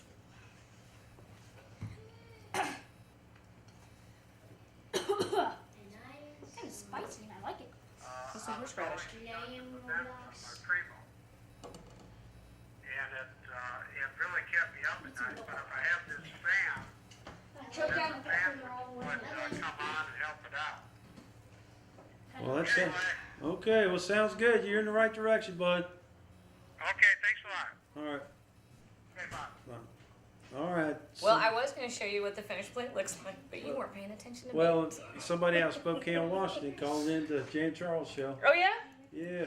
Well, I don't know. You have to introduce me to the map. That's not a knife. You have to introduce me to the cooking products you were talking about, because I do know I would love to have the app, the temperature app for the iPhone. Yeah. Because you have a probe, just like the thermometer that I had, but it's actually sends a signal with the temperature to your iPhone, so you can be all over the house and get your signal. You know, you can. In there watching the game. That's right. What? No, we're not gonna go watch a game. What? You know, Seattle and. Okay, we can watch the Tennessee Titans. I'm not exactly fond of them, but. Anyway, even if your kid misses the bus and you get 2 extra kids that show up all of a sudden, and you have to go running over to the school in the middle of everything, and somebody cuts all your power off and you don't have an extension cord, and you ruin your shortbread. I'm sorry. It's just not difficult, y'all. It really isn't. And yeah, I talk a lot, and it took me all day to pull this together, but actually, no, it didn't. I did the whole holiday meal was what, 2.5 hours? You know, even not including my interruptions. But the cream spinach is wonderful. These are perfectly sweet without being too much. The mashed potatoes are silky and creamy and fabulous with the jus. I gotta say, that's one of the better tip roasts I've ever done, and it's just plain good. Where's the brisket? The brisket's not ready yet. But here's what I wanted to show you. You get that perfectly pink. See? Wow. At first I thought. So, you know, we're not allowed to cut the rest of it because I'm not going to let the rest of it get dry. Okay, so we're going to have to wait just a little bit. But the slices I cut off that edge are just about perfect. And Man, that mayonnaise sauce you put on there has got to be crazy good. with the horseradish, well, it's got a here. You want to taste? Just It's one got bite, just one little bite. It's got a little bit of the jus and a little bit of the horseradish, and the spices that were on the outside of the roast. I mean, it really comes together really perfectly. Man, that's good. And if you actually had made an attempt to be organized, you wouldn't take 2.5 hours to do. It probably takes us an hour and 30 minutes. But you have this, and then to end it all, look what I have for you, baby. Holy donkeys. Oh my goodness. That's just wrong. See, nobody would ever know it didn't turn out. What is yours? Try it. Oh. Cut. Whoa. Okay. Well, What was that whole take a thing bite, about? take a bite, take a bite. Take a bite, buddy. We don't care. We'll wipe it up. Oh, see, we already got the dog over, so it's okay. That's why you have a dog when you have children. Okay, tell me what you think. Yeah, oh my God, it's good, isn't it? Me too, man. I'm in the same place. All right, so there you go. We did 1, 2, 3, 4, 5, 6, 7 dishes, and nothing was difficult. But the flavors we got out of everything was just about everything you could want. So I'm actually going to wait just a few more minutes on that roast. I'm going to turn the rest of my kids loose on dinner. And I want to tell you, everybody, Merry Christmas from my house and Merry Christmas from the Horde. And I hope everybody has a happy and safe New Year. Yay! That's it's a sauce, is what it is. Okay, so here's what we did. I've let this brisket just sit for not quite half an hour, but almost half an hour. And you know what happens when it sits? Shh, Joey, shh. When something cooks, all the juices race to the exterior, right? To the outside of the roast. And when it rests and it starts cooling down, it's almost like, and all the juices go back to the middle, right? So that's why resting is so important. You're gonna sneak up on it. Okay, Joey. Hey, Joey, look at me. Okay. It's physically impossible for him to be quiet. Okay. Watch out, you're going to dump it on the floor, Joey. Okay. All right, so There you he go. doesn't care. So this is our brisket after it's rested. And this is the type of cooking method you would use if you want to do an old-fashioned pot roast, either a New England style. One of my friends was talking today about a Jewish comfort food, and this is the type of brisket that's used there. All right, so now what we have here is the equivalent of a burnt end. I love those, but not necessarily the slice that you want to put on somebody's plate. That's the cook's portion. You get to have the goodies for all the secret stuff that's held back in the kitchen. Hello, fellas. You're back. Okay. Let me do another piece. Sorry, I couldn't resist it anymore. I've been smelling it for 6 hours. All right, so what I want you to notice by this is look at the juices that are not going on the platter, all right? It's because they're still in here. And Daryl, I don't know if you can get this close to this, but I want you to see the juice. You can see, did you see it? Do it again. Do you see it? Yes, All right. right out the side of the piece. Right. That means that the juices are in the roast, not on the platter, and it's gonna be really good. So, anyway, this is how you do a braised brisket. Now, if you remember, we crusted it, and then we made a braising liquid with red wine and tomatoes and beef broth, right? After we were done, I strained out the carrots and the onions and the celery and the chunks of the tomato and, oh good Lord, oh wow. So I strained that and I stuck it in a pot on top of the stove while the brisket was resting. So here is a souped up jus. Yeah, it's Oh, wow. that goes right over the top. All right, so here we go. Brent, how did I do, buddy? I like my steak I knife. don't know. How did you do it? I think it's pretty good. Oh my Lord, look how tender that is. Wait a Wow, minute. it just fell Wait, did you apart see when that? you touched it. Yeah, Did you see that? fell apart. Do it one more time. All right, wait a minute. Look, Fell apart when you touched it. Wow, look see, at that. that's the beautiful. whole fork tender thing. That's because we slice across the grain, and we braised it, and we let all those collagens and connective tissues break down.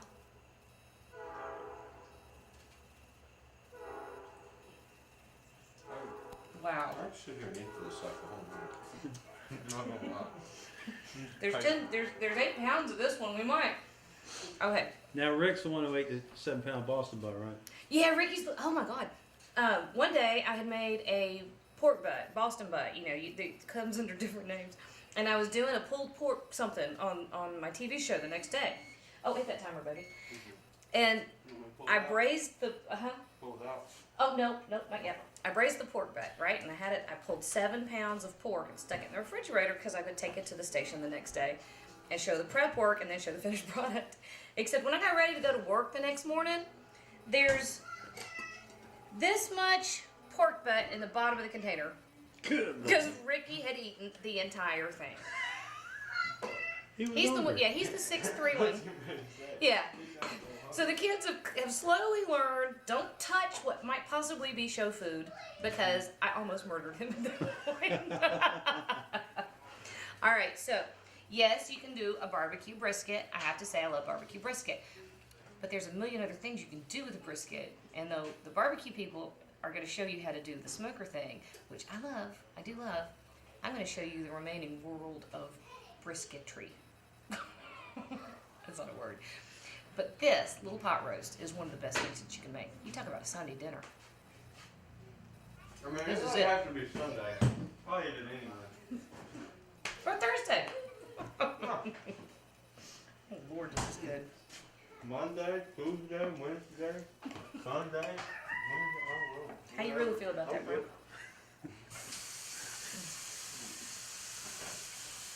This beautiful sirloin tip roast that Jan Charles made. We want to thank you for coming by. Hope you have a